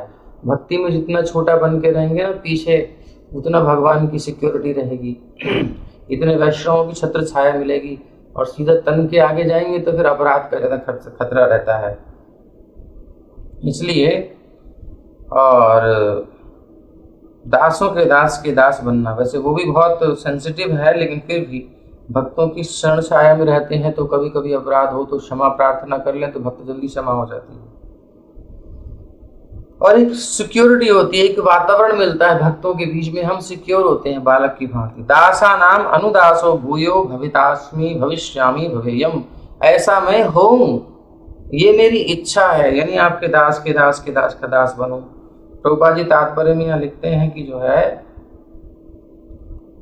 एक तो ये जो धन की बात आई थी ना, हमने वो बात और क्लियर कर दें। प्रभुपाद जी ये भी लिख रहे थे कल तात्पर्य में, हमने इसको लिया नहीं था, कि जो भक्त यदि भगवान की सेवा कर रहा है, प्रीचिंग कर रहा है, उसके पास कुछ धन आ रहा है, ये 22वें श्लोक की टीका में प्रभुपाद जी कह रहे हैं कि वैसे भगवान नहीं देते भक्त को धन, क्योंकि बहुत टेंशन है, लेकिन प्रचारक की संपत्ति कर्मी के समान नहीं होती। कर्मी का धन कर्म के फल स्वरूप प्राप्त किया जाता है, किंतु भक्तों के धन की पूर्ण पुरुषोत्तम भगवान द्वारा व्यवस्था की जाती है। भक्त को प्रचार के लिए चाहिए तो उसको कहाँ क्या चाहिए वो व्यवस्था भगवान करवाते हैं, किसी को भी सेवा में लगा सकते हैं। तो वो संपत्ति कोई उसकी कर्मी वाली संपत्ति नहीं है, इसलिए ये नहीं सोचना चाहिए भक्तों के पास कुछ व्यवस्था है तो वो भी उसी प्रकार वो ठीक भक्त नहीं है, ऐसा नहीं है। धन धन में अंतर है। भक्तों की धन की पूर्ण व्यवस्था भगवान द्वारा की जाती है, जिससे वो भक्ति के लिए कार्य कर सके, अपने भोग के लिए नहीं। क्योंकि भक्त भगवान की सेवा के अतिरिक्त अन्य किसी कार्य के लिए धन, भौतिक धन का प्रयोग नहीं करता, इसलिए भक्त के धन की तुलना कर्मी के धन से नहीं की जानी चाहिए। तो ये बात आपको क्लियर हो गई। तो भक्तों के पास धन अगर कहीं दिखाई देता है और वो भगवान की सेवा में ही लगा रहे हैं तो वो धन वो भक्ति का ही एक अंग है और कुछ नहीं है, वो उसका नहीं है, वो भगवान का है। अब यहाँ पर जो कह रहे हैं कि दासानुदासो भवितास्मि भूयः, भगवान श्री चैतन्य महाप्रभु भी कह रहे हैं गोपी भर्तु पद कमलयोर दास दासानुदास। यही वैष्णवों की परिपाटी है कि वो भगवान के भक्तों के भक्तों के भक्तों के भक्तों के भक्तों के भक्तों के लास्ट में जो भी सीट खाली हो वहां बैठना चाहिए। अब देख लीजिए कौन सी खाली होगी। कभी भी लाइन तोड़ के आगे नहीं जाने का प्रयास करना चाहिए, सबसे पीछे देखना चाहिए, क्योंकि भगवान सबसे पीछे देखते हैं। कौन है सबसे पीछे? जो सबसे पीछे होता है ना उसको पहले कृपा दृष्टि मिलती है, और जो आगे आता है भगवान कहते हैं तो ठीक है मेरे पास सिक्योर है, पीछे कौन है जो उसको भी सिक्योरिटी नहीं मिली, कौन इसको लाइन में नहीं बेचारे को नहीं मिली, उसमें देखूं। तो ऐसा कोई होता है जो लाइन में खड़ा होता है भक्तों के भक्तों के भक्तों के पीछे जा करके, तो भगवान उधर पहले देखते हैं। तो इसलिए भक्तों की सेवा में ही हमेशा रहना चाहिए। प्रभुपाद जी कह रहे हैं कि इसका अर्थ क्या हुआ कि मनुष्य को चाहिए ऐसा गुरु स्वीकार करे जो स्वयंभू प्रकट ना हुआ हो, बल्कि वो परंपरा में हो, दास के दास का दास हो, गुरु शिष्य परंपरा से संबंधित हो और भगवान के दास का भी दास हो। उसी के निर्देश में वो अपनी तीनों संपत्तियां अर्थात मन, वाणी और शरीर को लगाए, यानी गुरु का आश्रय लेकर के, वो भी गुरु पादाश्रय मतलब जो भगवान से चली आ रही परंपरा में हो। अब जो आपने श्लोक सुना, आपके दास के, आपके चरण कमल जिसके एकमात्र आश्रय हैं, ऐसे आपके भक्त के भक्त के भक्त के भक्त के दास के मतलब दास के दास के दास का दास बनना चाहता हूँ। तो अब आप देखो कोई भी गुरु परंपरा है, 4 प्रामाणिक संप्रदाय हैं जो ज्ञान को सम्यक रूप से प्रदान करने वाले हैं संप्रदाय, तो वो क्या करते हैं, ब्रह्मा जी, भगवान ने ब्रह्मा जी को ज्ञान प्रदान किया, ब्रह्मा जी ने नारद जी को, नारद जी ने व्यास देव जी को, ऐसे करते करते मध्वाचार्य, ये सब करते करते नीचे श्री प्रभुपाद जी तक आया है। तो ये दास के दास ही तो हो रहे हैं। और उसके बाद फिर अभी जो गुरुदेव हैं, जो भी प्रभुपाद जी के शिष्य हैं, किसी के भी चरण कमलों को पकड़ लो जहाँ आपकी श्रद्धा बनती हो। ऐसा नहीं कि कुछ लोग कहते हैं भैया हमारे ही गुरु से दीक्षा लेनी क्योंकि हमने तुम्हें प्रचार किया है। भैया ये क्या है, उसकी रुचि नहीं है तो कोई बात नहीं, उसका संस्कार कहीं और होगा। हाँ, दिखाना चाहिए सबको, ये नहीं कि कुछ लोग तो दिखाते ही नहीं, बोले हमारे गुरु के अलावा कोई गुरु ही नहीं है। अच्छा, तो वो कहते हैं कि हमारा ग्रुप अच्छे से चलता रहे तो हमारे पास ये कहीं जाए ना। किसी की कथा में रुचि है, किसी की सेवा में रुचि है, किसी का मैनेजमेंट में रुचि है, अलग अलग रुचियाँ हैं। अब गुरु जी की भी अलग अलग सेवाएं हैं, तो अलग अलग गुरुओं की अलग अलग सेवाएं, तो कौन किससे मैच कर रहा है, कब किससे मैच कर रहा है, तो ये भी देख सकते हैं। प्लस किसी का पूर्व संस्कार किसके साथ है वो भी है, होते होते दीक्षा किसी से और किसी से हो जाती है, तो ये भी हो जाता है। तो कोई चिंता नहीं है, बस रहना चाहिए, परंपरा में आना चाहिए और प्रभुपाद जी का आश्रय ग्रहण करके और कोई ना कोई कहीं ना कहीं एक्टिविटी में लगे रहना चाहिए।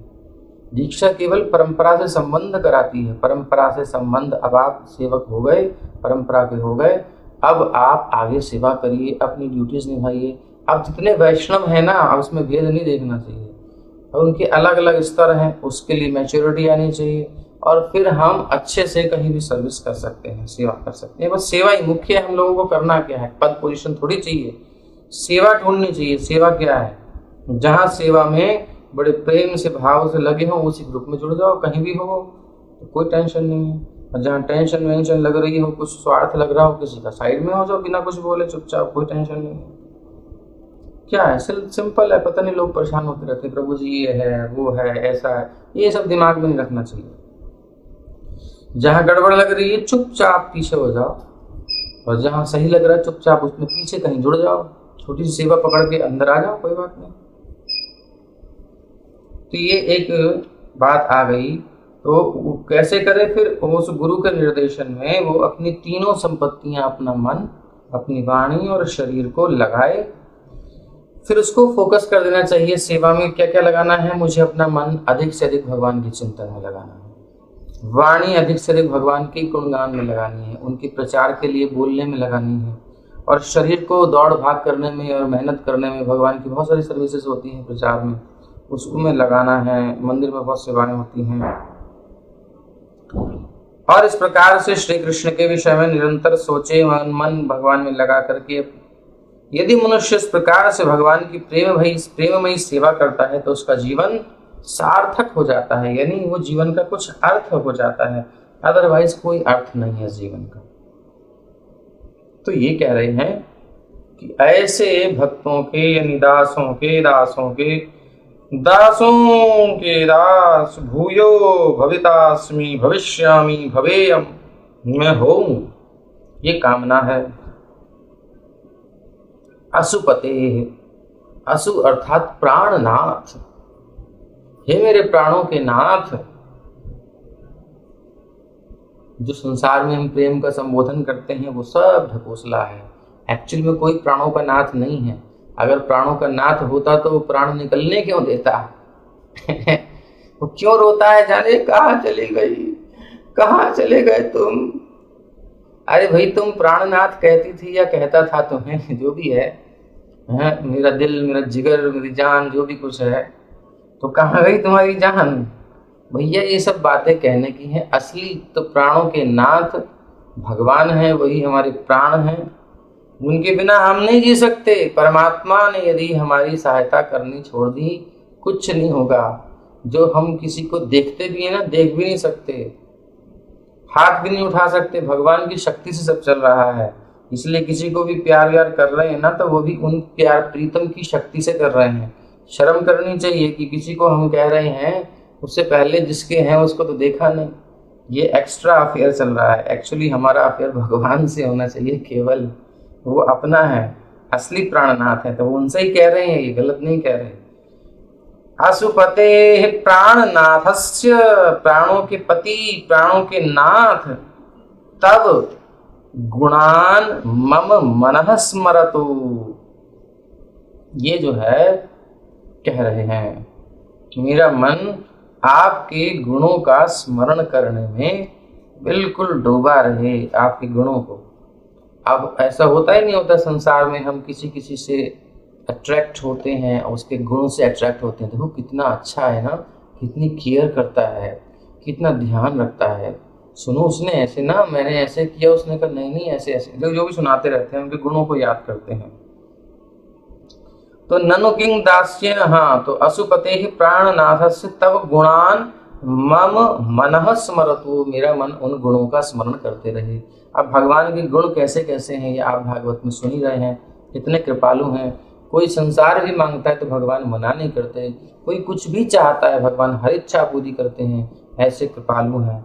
और फिर भी वेट कर रहे हैं कि कब ये मुझे कहेगा आई लव यू। भगवान वेट कर रहे हैं, उनसे कह देना चाहिए भैया, संसार में 10 जगह कह रहे हो, और हर बार कहते हो सब कुछ फ्लॉप हो जाता है। हर नेक्स्ट लाइफ में नेक्स्ट पार्टनर होता है हमारा, हर बार। कभी कभी तो कुतिया मिलती है, गधा मिलता है, सुअर मिलता है, बिल्ली मिलता है। ये सब पार्टनर हम ढूंढ ढूंढ के आई लव यू करते रहते हैं हर जन्म में। तो ये सब नकली है, सब छूट जाते हैं। असली प्राणनाथ प्राण प्रियतम श्याम सुंदर हैं, श्री राधा गोविंद देव हैं। इनको कहना चाहिए राधा रमन लाल, राधा वल्लभ लाल, इनसे कहना चाहिए आई लव यू। यहाँ जगह सही है। तो आपके गुणों का स्मरण मेरा मन करता रहे, यानी बिल्कुल मैं रंजा रहा हूं, बिल्कुल रंगा रहा हूं। श्याम रंग रंगारे हर पल मेरा रे, मेरा मत वाला है मन मधुबन तेरा रे। यानी श्याम सुंदर इस मन में रमण करते रहे। मधुबन में जैसे भगवान रमण करते हैं, ऐसे ही मन मधुबन में भगवान की लीलाएं, भगवान का चिंतन, उनके गुणों का स्मरण चलता रहे। यही भगवान का रमण करना है। इस मन में उन्हीं को रखना है। संसार को रखेंगे तो आग लगेगी। हाथी को घुसा दोगे उपवन में, सब उजाड़ उजूड़ देगा। और मोर आदि को बुलाओगे तो बड़ा सुंदर शोभा भी बढ़ाएगा और सुंदर भी लगेगा, उजाड़ेगा भी नहीं। तो ये कह रहे हैं, चलो मन तो आपके गुणों के स्मरण में लगा रहे। वागपि तानेव कीर्तयतु, और मन ही नहीं, मन के लड्डू ही खाते हैं ऐसा नहीं। मन में जब ज्यादा हो जाता है तो फिर मन करता है कुछ बोले उनके बारे में। एक फोर्स होता है, एक इच्छा होती है गुणगान करने की। मैं बताऊं कि कितना सुख है भगवान के चिंतन में, तो दुनिया में बोलने की भी इच्छा होती है। तो कभी कभी मंदिर में बैठ करके, जा करके ठाकुर जी के सामने कुछ सुनाना चाहिए, कुछ प्रार्थना करनी चाहिए। घर पे हैं तो घर पे, या एकांत में, जहाँ भी आपकी इच्छा हो। भगवान सर्वत्र हैं, आपका मन जहाँ टिक पाए वहाँ जाना चाहिए। और तान एव कीर्तयतु, उनका कीर्तन करना चाहिए। भगवान के नाम का कीर्तन करना चाहिए, उनके गुणों का कीर्तन करना चाहिए, लीलाओं का कीर्तन करना चाहिए। जो मन में है स्मरण करता है वो वाणी से कीर्तन भी करना चाहिए। भगवान प्रसन्न होते हैं। अब किसी से कहते हैं कि बहुत सुंदर बनाया है, बहुत सुंदर ड्रेस है, आज तो ये बहुत अच्छा लग रहा है, तो जो रिलेशंस में होते हैं उनको ही कहना चाहिए। तो कहते हैं तो खुशी होती है ना, पार्टनर को तो अच्छा लगता है। सो भगवान के गुणों को सुन करके भगवान को अच्छा लगता है। भगवान भक्तों को रंजित करते हैं, भक्त भगवान को रंजित करते हैं। यही तो प्यार है। तो भगवान के साथ ये रिलेशनशिप अच्छे से मेंटेन करनी चाहिए। बाकी सब टूटती है तो टूटती रहे, कोई टेंशन नहीं। वो तो वैसे भी टूटी हुई है, वो तो कुछ समय तक चल रही है, निभा रहे हैं बेचारे। सभी लोग निभाते हैं कौन है जो रियल में कर रहा है? वो तो कुछ ऑप्शन नहीं है। ये बात ना कई लोगों को लगेगी अजीब सी, बट कहीं एकांत में बैठ करके देखना कि बेस्ट ऑप्शन मिला होता। अगर कभी ऑप्शन होते तो आप बेस्ट ही चुनते ना। कभी भी ऑप्शन मिलेगा तो हम बेस्ट चुनते हैं ना, जो हमको सबसे अच्छा लगता है। चुनने के बाद एक मर्यादा है, धर्म है, सब है। लेकिन श्री कृष्ण को ऑप्शन कभी भी मिले तो सबको पीछे कर देना चाहिए, कोई बात नहीं। अगर इतनी अनुरक्ति हो गई है तो, जैसे मीराबाई ने किया, मेरे तो गिरधर गोपाल दूसरो ना कोई। तो तानेव कीर्तयतु, उनका ही वाणी से गुणगान करता रहूं, कीर्तन करता रहूं। कायस्तवैव कर्म करो, तो ये शरीर मेरा जो है आपकी किसी सेवा में लगा रहे बस। वाणी गुणानुकथने श्रवणहु कथायाम, वाणी गुणों का गान करती रहे, कान कथा सुनते रहें। हाथ और शरीर आपकी सेवा में लगे रहें, किन किन प्रकार सेवा में लगे रहें, बस यही मैं चाहता हूं, यही मेरा अर्थ है। धर्म हो गया और अर्थ हो गया। ननु किंग दास्येन तुभ्यम महाफलानि दास्यामि तत्राह। तो कहते हैं ननु किंग दास्येन, अरे दास्ता में क्या रखा है? वृत्र तुम्हें बड़े बड़े फल देता हूं, महाफलानि। क्योंकि संसार में सबको फल चाहिए।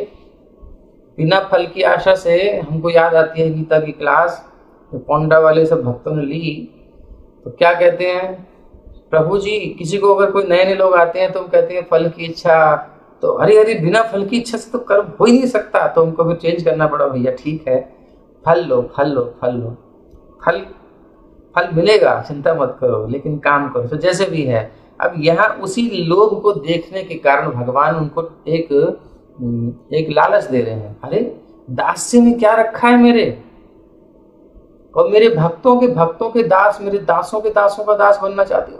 ननु किंग दास्यम किं दास्येन, अरे तुभ्यम महाफलानि दास्यामि, तुझे तो मैं बहुत बड़े बड़े फल दूंगा, इतने बड़े बड़े संभाले नहीं जाएंगे। अच्छा, तो तत्राह, इसलिए कहते हैं ना ना ना ना महाराज ना, नहीं चाहिए। क्या क्या क्या दे रहे हो, अच्छा बताओ। बोले नाक पृष्ठम, मैं तुझे स्वर्ग का राज्य देता हूं। मानो ब्रह्मा जी से शुरू करें, ब्रह्मा जी ने सोची अरे हमारी गद्दी गई, तो ये कहते हैं न न न न नाक पृष्ठम, स्वर्ग का भी जो श्रेष्ठ भाग है वो नहीं चाहिए मुझे। अच्छा, और यहाँ पर अगर आगे जाएंगे तो चलो हम अलग से उसका आस्वादन करेंगे। आगे वैसे करते हैं, श्रीपाद विश्वनाथ चक्रवर्ती ठाकुर बड़े मजेदार तरीके से इसको व्यक्त करते हैं। वो कह रहे हैं कि ये जो वृत्र से जो भगवान ने कहा ना कि तुझे मैं महाफल देने वाला हूं, उसको ले ले, तो कहते हैं तत्र फलम ददामि सर्वाण्येव फलानि ददामि ननु तुभ्यम स्वर्ग अपवर्गादीनि, तुझे मैं स्वर्ग अपवर्ग आदि सारे फल जितने हैं सब दे दूंगा, चिंता मत कर, एक ही नहीं बड़े बड़े फल दे दूंगा। ददामि गृहाणिति, मैं दे रहा हूं, लो इसे। बोले तत्र, तुरंत जो है वहां पर सशिरो धूननं ननेत्याह, सिर कूटते हुए अपने नहीं नहीं नहीं नहीं नहीं नहीं नहीं नहीं नहीं ऐसे करते ना, नहीं क्या कर रहे हो, ये नहीं चाहिए। तो ऐसे ही बिल्कुल परेशान हो जाते हैं, ये दे दिए तो समस्या हो जाएगी, भगवान दूर हो जाएंगे।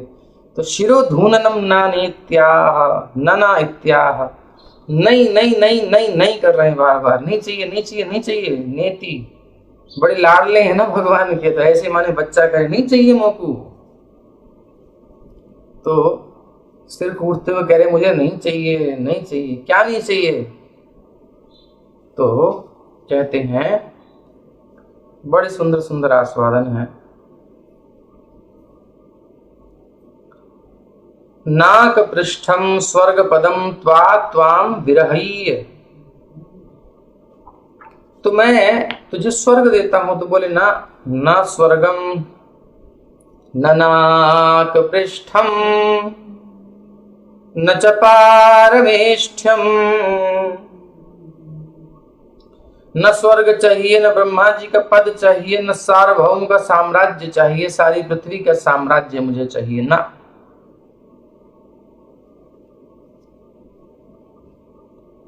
ध्रुव पदम, हाँ, तो कह रहे हैं नाक पृष्ठम ध्रुव पदम ब्रह्मलोकादिकम चहे समंजस निखिल सौभाग्य निधे। नाक पृष्ठ अर्थात ध्रुव पद को कह रहे हैं, ध्रुव पद भी दे देता हूं तेरे को, ब्रह्मलोक भी दे देता हूं। बोले नहीं नहीं नहीं, ये सब नहीं चाहिए, ये हमारी इच्छा नहीं है। और स्वर्ग पदम, स्वर्ग दे देता हूं। तो स्वर्गादयः किम में सुखयिष्यन्ति ध्वनि, तो कहते हैं कि भैया स्वर्ग से मुझे क्या सुख मिलने वाला है, ये तो उन कर्मियों की इच्छा होती है स्वर्ग जाने की, विषय भोगों को भोगने की, सोमरस पीने की, अप्सराओं के साथ नृत्य करने की, यही सब तो है, और क्या है, ये सब जाने की इच्छा नहीं है। तो डिवोटीज जो बन जाते हैं भक्त, तो विदेश में भी जो कल्चर है वहाँ का, वहाँ नाइट क्लब्स हैं और बहुत सी बार वगैरह सब घूमते रहते हैं सब कामों में। तो जब वो भक्ति में कुछ डिवोटीज बन गए और उनको रस मिलने लगा, तो वहाँ उनको मजा ही नहीं आता था, वो जाते ही नहीं थे, उनको इतना आनंद इधर मिलता था। तो ऐसे ही स्वर्ग है, स्वर्ग में हाई क्वालिटी का है, कोई इलीगल नहीं है, वहाँ तो लीगल है, और बड़े बड़े हाई क्वालिटी के विषय भोग हैं। तो वही काम है, भक्तों को वहाँ इंटरेस्ट नहीं होता। तो कह रहे हैं कि तेषाम नाक पृष्ठम ध्रुवपदम ब्रह्मलोकादिकम चहे समंजस निखिल सौभाग्य निधे त्वाम विरही, सारे सौभाग्यों की जो निधि है, यानी सारे सौभाग्य जहां से प्रकट हो रहे हैं, किसी को कुछ भी सौभाग्य मिला है जीवन में, वो भगवान के चरण कमलों से शुरू होता है, वही सोर्स है, सार है, वहीं से सब कुछ निकल रहा है। तो हे सौभाग्य, निखिल सौभाग्य निधि, जो भी सौभाग्य है वो भगवान पर निर्भर करता है, उसी से प्राप्त, उन्हीं चरणों से प्राप्त हो जाता है भक्तों को, कहीं भटकना नहीं है। तो त्वाम विरह्य, त्वा का मतलब है त्वा विरह्य कांक्षे है ना, तो त्वा मतलब त्वाम आपके, विरह्य यानी पृथक कृत्य, आपसे अलग होकर के, मुझे न कांक्षे न इच्छामि, मुझे आपसे अलग होकर के ये कुछ भी दे दोगे ना A to Z मुझे नहीं चाहिए, क्योंकि सोर्स ऑफ इनकम आपका अगर खत्म हो गया तो सोर्स ऑफ इनकम खत्म हो जाएगा तो इनकम भी खत्म हो गई ना। एक बिजनेस पॉइंट से हम समझाते हैं ना आपको, भी संसार में हम इसी बिंदु से देखते हैं। उधर प्रेम की चर्चा चल रही है लेकिन हमारी खोपड़ी तो इसमें रहती है, संसार में लाभ में हानि में, गिव एंड टेक में है, कितना प्लस माइनस हुआ, क्या बैलेंस है। तो सोर्स ऑफ इनकम जो होती है वो सोर्स के नष्ट होने पर इनकम भी नष्ट हो जाती है। तो ऐसे ही जितना सौभाग्य निधे, सोर्स ऑफ सौभाग्य, एनी टाइप ऑफ सौभाग्य, जो भी कुछ आप मानते हो वो सब भगवान देने वाले हैं, वो चरण कमल हैं। और वो चरण कमल, उनकी सेवा जिसको छूट गई उसका सोर्स ऑफ इनकम ज़्यादा दिन नहीं चलने का, वो धन एक दिन खत्म हो जाएगा, उसका सौभाग्य दुर्भाग्य में बदलने वाला है। इसलिए मुझे नहीं चाहिए। त्वाम विरह्य, आपके चरण कमलों को मैं छोड़ने वाला नहीं हूँ, बिल्कुल इन रसीले रसीले चरण कमलों को नहीं छोड़ने वाला। नकांक्ष, इनको अलग करके आप मुझे वो दे रहे हो, बिल्कुल नहीं चाहिए। नकांक्ष न इच्छा में, मेरी इच्छा नहीं है, हाँ मैं इनको नहीं छोड़ने वाला। अर्थात सोर्स को पकड़ के रखोगे तो बाकी चीजें तो पीछे आएंगी। तो लेकिन भक्त की दृष्टि ये नहीं होती है कि मैं सोर्स ऑफ सौभाग्य को पकड़ के बैठा हूं, भक्त की दृष्टि चरण कमलों पर होती है। ये एक विशेषता है, ये हमने समझाने के लिए कह दिया, बट आप अब वहां पहुंच गए, समझ गए बात को। अब आप उन चरणों पर केंद्रित कीजिए अपने मन को। एक शुद्ध भक्त जो होता है ना, वो चरणों में आसक्त होता है, उससे प्राप्त होने वाले सौभाग्यों में आसक्त नहीं होता, वो चरण की सेवा में आसक्त होता है। ये एक विशेषता है इनकी इस बात से स्पष्ट पता चल रहा है ना कि आपके चरणों को छोड़ करके मैं कुछ और नहीं चाहता। बाकी चरणों के रहते रहते दे रहे हो तो वो भी आप ही की सेवा में लगाने के लिए चाहिए। अब भक्त कहता है कि देखो मुझे आपकी भक्ति करनी है, भक्ति नहीं छूटनी चाहिए। हाँ, अगर आप कार दे दोगे तो थोड़ा जल्दी चला जाया करूंगा वृंदावन वगैरह, कोरोना में कोई टेंशन नहीं होगी, और डिवोटीज को भी ले जा सकता हूँ अपने साथ। अगर आप दे दोगे तो ठीक है, और पता चला मैं कार के चक्कर में बेकार हो जाऊं तो भैया मुझे कार नहीं चाहिए आपकी, मैं भजन में रहना चाहता हूँ। तो एक उदाहरण हमने दिया, ऐसे भक्त की इच्छा होती है। हेल्प ले सकता है संसार के संसाधनों की, लेकिन भगवान की सेवा में वो हेल्पफुल हो तो आनुकूल्येन कृष्णानुशीलनम, कृष्ण सेवा में जो अनुकूल चीजें हैं उनको तो हम ले सकते हैं, कुछ भी ले सकते हैं, लेकिन अगर वो डिस्टर्बेंस करे तुरंत त्याग देना चाहिए उसे। तो वही इनका भाव है, मोटा मोटा समझ लीजिए। ये हो गया धर्म अर्थ काम और मोक्ष। मोक्ष क्या है भक्त का? हाँ काम, कभी तो काम पूरा नहीं हुआ। हाँ तो आगे मोक्ष क्या है? हाँ अभी तो, हाँ काम होगा अभी तो तर्हि किमिच्छसि, इच्छसि मतलब कामना क्या है? फिर ये धर्म अर्थ काम हो गया। तो अर्थ क्या है? भगवान के चरण कमल, यही उसकी संपत्ति है भक्त की। धर्म पहले श्लोक में बताया, दूसरे में अर्थ बताया, यानी कि आपके चरण कमलों को छोड़कर मेरा कोई धन नहीं है, कोई संपत्ति नहीं है, आप ही मेरे धन हो कुल मिलाकर के, बस आप मेरे पास रहो, सब ठीक है। इसके भक्तों के बहुत सारे चरित्र सुनाएंगे तो बहुत देर हो जाएगी, लेकिन आप पढ़ते रहिए, बहुत सारे भक्तों के चरित्र हैं। यहाँ सूत्र मिल रहे हैं आपको, भक्तों के जीवन की उनकी भावनाएं मिल रही हैं, इसको अपने जीवन में और आप देखते रहिए कहाँ कहाँ लग सकते हैं। अब अगले श्लोक में कह रहे हैं, फिर भगवत तर्हि किमिच्छसि, तो फिर तुम चाहते क्या हो? मैं तुम्हें सब बड़े बड़े फल दे रहा हूँ, तुम नहीं चाहिए, कुछ तो ले लो ना भाई, कुछ तो कामना होनी चाहिए, कुछ तो धर्म अर्थ काम की, काम यानी इच्छा होती है भक्त की। तो क्या इच्छा है तुम्हारी भैया, कुछ तो बताओ। तो अब देखो भक्त क्या चाहता है, ये ना स्वाभाविक है, ये डिवोशन का जो पाथ है हमारा, साधना भक्ति जो हम करेंगे, कर ही रहे हैं एक तरीके से, इसको बस छोड़ना नहीं है। इस रोड को मत छोड़ना, इस लाइन को मत छोड़ना, डिवोटियों का संग जो नहीं छोड़ना है, नेचुरली आप पहुंच जाओगे। अब कार में बैठे रहोगे तो रोड पे चल रही है, गाड़ी में बैठे हो वो चल ही रही है, तो आपको नेक्स्ट स्टेशन आता ही जाएगा, डेस्टिनेशन पे पहुंचा ही देगी। अब ट्रेन से ही उतर जाओगे तो कोई क्या करेगा। तो भक्तों के संग में भगवान की कथा, हरिनाम और सेवाएं पकड़ के रखोगे तो ये पोजीशन स्वाभाविक आएंगी, अलग अलग स्टेशन आता रहेगा। तो तरही किमिच्छसि, तो तुम क्या चाहते हो, तत् आ, उसको कहते हैं अजात पक्षा इव मातरं खगाः स्तन्यं यथा वत्सतराक्षुधार्ताः प्रियं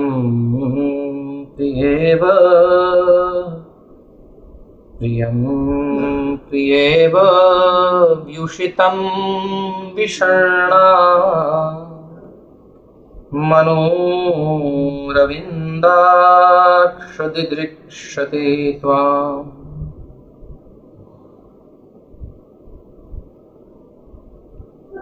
मनोरविन्दाक्ष दिदृक्षते त्वाम्। अब कह रहे हैं अपनी कामना को, ये कामना है अजात पक्षा खगा, खग ख अर्थात आकाश, खम ब्रह्म, और ग अर्थात गमन, जो आकाश में गमन करते हैं यानी उड़ते हैं, यानी पंछी हैं। ऐसे जो पंछी हैं, इन पंछियों की क्या स्थिति है, कैसे पंछी, पंछी तो उड़ता है लेकिन ये जिसकी बात कर रहे हैं वो उड़ नहीं सकता। क्यों नहीं उड़ सकता, बोले अजात पक्षा, पक्ष अर्थात पंख, और जात मतलब जन्म लिया है, अ मतलब नहीं, अज्ञानी, ज्ञानी मतलब नॉलेजेबल पर्सन, अज्ञानी अननॉलेजेबल पर्सन, नॉलेज नहीं, ज्ञान नहीं है। तो अजात अर्थात अभी इनके पंख जन्मे नहीं हैं, अंडे में से बच्चे निकले हैं चिड़िया के छोटे छोटे, और वो ची ची आंखें भी बंद है, उन्हें पता नहीं है कि क्या है कौन है, बस उनको एक स्पर्श पता है कि हमारी माँ है, हमारे पिताजी हैं, हमारी मैया है। ये कोई लाकर की चोंच, बस इनकी बड़ी बड़ी चोंच खुलती है। अगर आपने बच्चे देखे हों, बच्चों को तो खूब शौक होता है बच्चों को देखने का, घर में ब्याह जाते हैं कभी कभी। आजकल तो सिस्टम ही ऐसा बना दिया है कि कोई देखे ही ना ये सब। अरे कुछ आना नहीं चाहिए घर में, ये चिड़िया कहाँ से आ गई, ये कहाँ से, बिल्ली कुत्ते आ जाए घर में लेकिन चिड़िया घोंसला नहीं बना, ऐसा कुछ सिस्टम नहीं है, बेचारों को कुछ जगह ही नहीं है।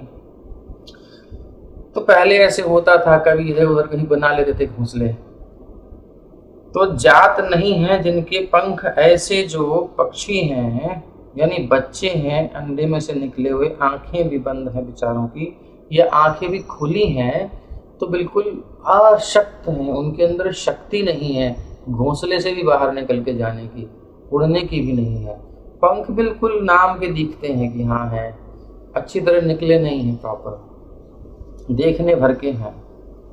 तो अजात पक्षाः खगाः खग बालकाः, पक्षियों के जो बच्चे हैं, घूकादि त्रस्ताः क्षुत् पीड़िताश्च मातरं कदा प्राप्स्यामः इति प्रतिक्षणं दिदृक्षमाणाः पत्रेऽपि संचलति आयाता मम मातेति बुद्ध्या कोमलं कलं कूजन्तं चंचून प्रसारयन्ति।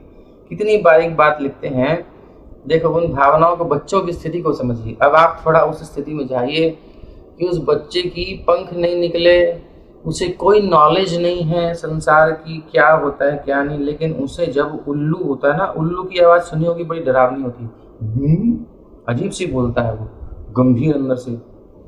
तो जी घूका आदि त्रस्ता, अब ये जब माँ जाती है दूर घोंसले से, अकेले बच्चे हैं, तो उल्लू आकर के जब करता है, कौवा आदि है, उल्लू है, बाज है, ऐसे खतरनाक पक्षी हैं, तो उल्लू जैसे पक्षी आदि भूक करते हैं तो इनकी दिल कांप जाता है, धड़कता है बहुत तेज, भैया मरने से सबको डर लगता है।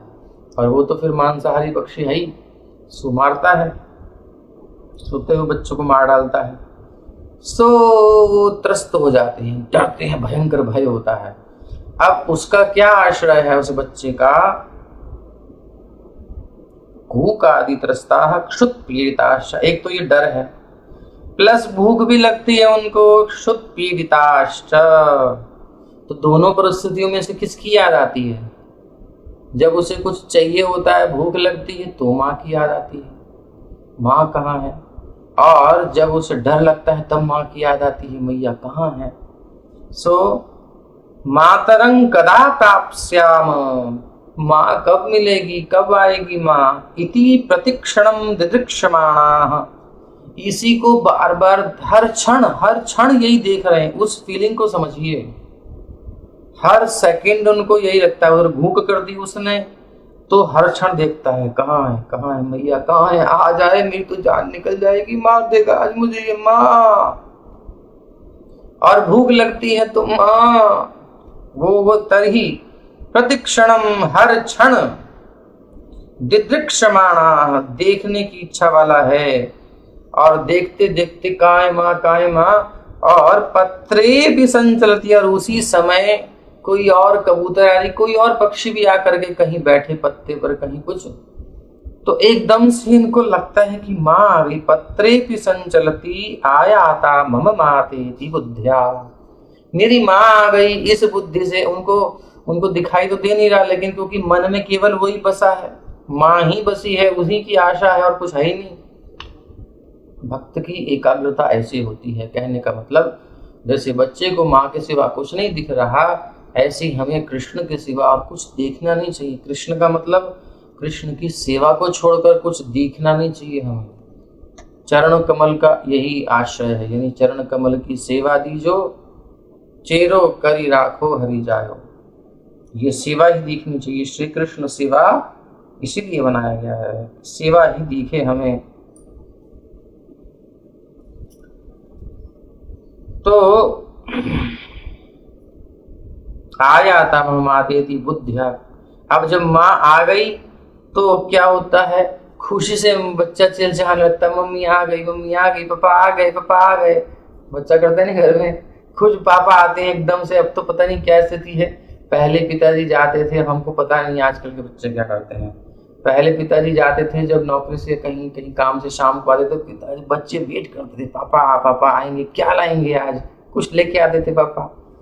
तो वेट करते हैं, पापा आ गए। जब कोई हॉर्न बजता है, कुछ होता है, किसी की भी गाड़ी का बच्चे बार बार जाके देखते हैं, अरे पापा आ गए, नहीं यहाँ किसी और की गाड़ी है। नहीं, बच्चों को पहचान भी होती है कि अरे पापा की घंटी है, साइकिल की घंटी है, या फिर बाइक की है, या फिर कार की है, जिसकी भी जैसे स्टेटस होता है।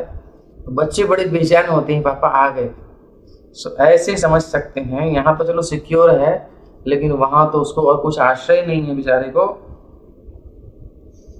तो कह रहे हैं, कोमलम कलं कूजंतं, और ची ची ची ची की आवाज करते हैं। वो अलग आवाज होती है, वो निकाल नहीं सकता उसको, चींची भी नहीं होती। जो बच्चे बोलते हैं चू चू, अलग प्रकार की आवाज होती है उनकी। वो आप सुनना कभी, बड़ी अलग होती है, मीठी मीठी, बड़ी लंबी लंबी शू शू शू शू कर करके बोलते हैं, और एकदम खुश हो जाते हैं। अच्छा, उनको कुछ पता नहीं होता उस समय, हमने प्रैक्टिकल करके देखा है बचपन में, कि कुछ भी उनके मुंह में डाल दोगे ना, अपनी उंगली भी डाल दोगे तो उसको पकड़ेंगे, फिर अरे ये क्या है, तो कुछ और ही है, फिर छुप छुप के बैठ जाएंगे एकदम डर के, तो कुछ और ही आ गया।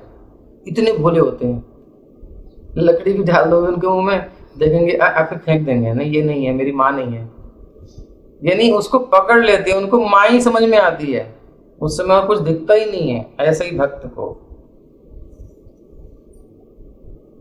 तो फलम, हाँ कलम, कल मतलब बड़ी मीठी मीठी, जैसे बच्चे बोलते हैं या फिर चिड़िया के बच्चे बोलते हैं। तो बुद्धिया मातेति, माता ही है ये, माता इति मतलब उनको पक्का है कि माँ ही आई है, इस बुद्धि से। और कूजंतम चंचून प्रसारयंती, चहचहाते हैं और अपनी चोंच खोल देते हैं, ऐसे खोल देते हैं। इसमें माँ डालती है ना, इसलिए उनको पता है भी आएगा, मेरे मुंह में आएगा, भूख लग रही है, माँ लेके आइए। प्रसारयन्ति तो ननु तर्हि तन्माता यथा आगत्य घूकादिभ्यो रक्षन्ति स्वतः पृथक भूतैरानीतैः क्षुद्रकीटैस्तच्चंचु मध्य निहितैस्तेषां क्षुधामुपशमयति तो जिस प्रकार माँ आ करके उल्लू आदि जो पक्षी हैं उनके डर से इसको निवृत्त करती है, रक्षंती रक्षा करती है, स्वतः पृथक भूतई रानीतई, वो सब अपने आप अलग हो जाता है डरवर सब। क्षुद्र कीटई स्तन चंचु मध्य, और जो छोटे छोटे कीड़े लेके आइए खाने को इनके, इनका भोजन वही है। और चंचु मध्य तच्चंचु, उनकी चोंच के बीच में निहिताई रख देती है। तेषाम क्षुधाम उपशमयति, और उनकी भूख को मिटा देती है माँ चिड़िया। तथैव अहमपि, उसी प्रकार से मानो कह रहे हो कि उसी प्रकार से मैं भी। बोले तुमने उदाहरण दिया चिड़िया के बच्चों का जिनके पंख नहीं निकले, डरे हुए हैं, क्या कहना चाहते हो? बोले तथा अहम तथैव, बिल्कुल वैसे ही अहम अपि, यानी हम सब जीवात्माएं भी इसमें आ जाती हैं। त्रिविध तापेभ्य, 3 प्रकार के ताप सबको सता रहे हैं। ये उल्लू आदि सब डराते रहते हैं, अरे कोरोना आया, अरे प्लेग आया, अरे डेंगू आया, अरे ये आया वो आया, अरे फ्रॉड हो गया। बहुत सारे भाई हैं संसार में, तो कहा जाए। तो प्रतिक्षणम दिदृक्षमाणः, तो त्रिविध तापेभ्य इंद्रादि शत्रुभ्यंच त्वाम रक्षन्, तो इधर इंद्रादि शत्रु से आप मेरी रक्षा करके, त्वाम रक्षन् वृत्राख्य स्थूल सूक्ष्म देह द्वय बंधनम विना। और दूसरा समस्या क्या है? ये बंधन क्या है?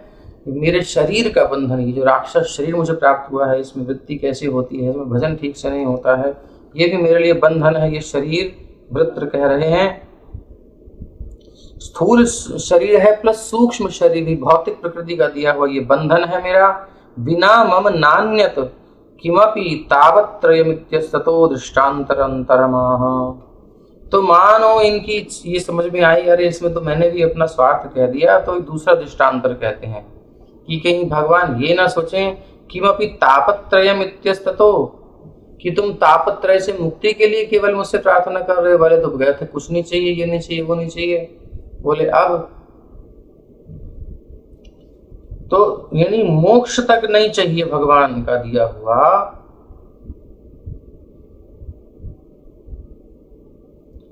तो फिर अभी ये क्या कहना चाहते हो? कहीं भगवान इसको ऐसा ना समझ ले, तो फिर दृष्टांत दूसरा देते हैं।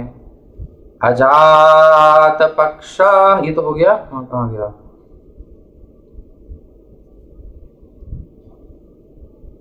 कहाँ ले लिया मैंने? दूसरा ले लिया। नहीं, अभी पूरा नहीं हुआ था। ठीक है, दृष्टांतांतरमाह स्तन्यम वांछति, स्तन्यम यथा वत्सतराः, कहाँ गया? स्तन्यम यथा वत्सतराः क्षुधार्ताः। अब इसको समझा रहे हैं दूसरा दृष्टांत। इसमें दोष क्या है कि माँ से चूजे को, जो बच्चे को भोजन की आशा है, भय से निवृत्ति की आशा है, बस उसके बाद शांत हो जाता है। तो क्या तुम भी यही चाहते हो? मुझसे कुछ चाहते हो? यही कामना है तुम्हारी? बोले नहीं, गड़बड़ हो गई, ये उदाहरण ठीक नहीं बैठा, आप कहीं कंफ्यूज मत हो जाना है, फिर कहीं भाग जाओ हमसे दूर। तो दूसरा उदाहरण देते हैं, स्तन्यम वांछन्तीति शेषः वत्सतरा अत्यल्प वयस्का वत्साः। तो उदाहरण दे रहे हैं कि जैसे बछड़ा होता है गाय का, और कितना छोटा, अत्यल्प वयस्का वत्साः, बहुत छोटा बछड़ा है, मतलब ये पैदा ही हुआ है, 1-2 दिन है बस, ज्यादा नहीं, और वो दूध पर आश्रित है, माँ के सिवा कुछ जानता नहीं है। और गृहस्थ गृहे दाम बद्धाः, वो एक घर में किसी गृहस्थ के यहाँ गैया है, और हर गृहस्थ के यहाँ गैया होती थी, इसलिए वृत्र ने देखा था उस समय। आजकल तो हर जगह दिखती नहीं, गौशाला में सब गैया ठूंसे जाओ, बेचारी को व्यवस्था नहीं दे रखी है, वह बंदी रहती हैं, थोड़ा घूमने का भी तो चाहिए उनको। किसी के पास सामर्थ्य हो तो अच्छा सा कुछ व्यवस्था करेगा। हर को अपने पास रखनी चाहिए एक गाय सबको रखनी चाहिए। तो खैर, तब ये लीला आप देख सकते हो, तो भागवत समझ सकते हो। थोड़ा नेचर के क्लोज रहेगा वो समझ पाएगा भागवत अच्छे से। तो गृहस्थ गृहे दाम बद्धाः क्षुधाया मातुरेव दुग्धपानैकतान् मनस्कत्वादारताः। तो जो है इसको भूख लगती है, रस्सी से बंधा होता है, 2 स्थितियां हैं। तो माँ ही इसको दुग्ध पान करा करके तृप्त करती है, और जो है रस्सी से बंधा हुआ है तो ये कुछ कर नहीं सकता है, अशक्त है। ऐसे ही जो है ना, अत्रापि वत्सतरा मातु दुग्धादेव स्वसुखम अभिलषन्। अभी बताते हैं इसको, फिलहाल क्या कह रहे हैं, स्तन्यम यथा च विवृतं दूरदर्शकं। चलो विशुद्ध स्वामी ज्यादा कुछ नहीं कह रहे, इन्हीं को लेते हैं। तो इस उदाहरण में अंतर क्या है, क्या चेंज किया? क्योंकि यहाँ पर भी वो बंधन में है, उसके पक्षी के पंख नहीं निकले थे, यहाँ ये भी बंधे हुए हैं, बछड़ा अपना रस्सी से बंधा है, क्योंकि भागेगा माँ के पास, बार बार भागता है। तो कुछ दिन हुए हैं, ज़्यादा नहीं है, छोटा ही अभी अल्पवयस्क है।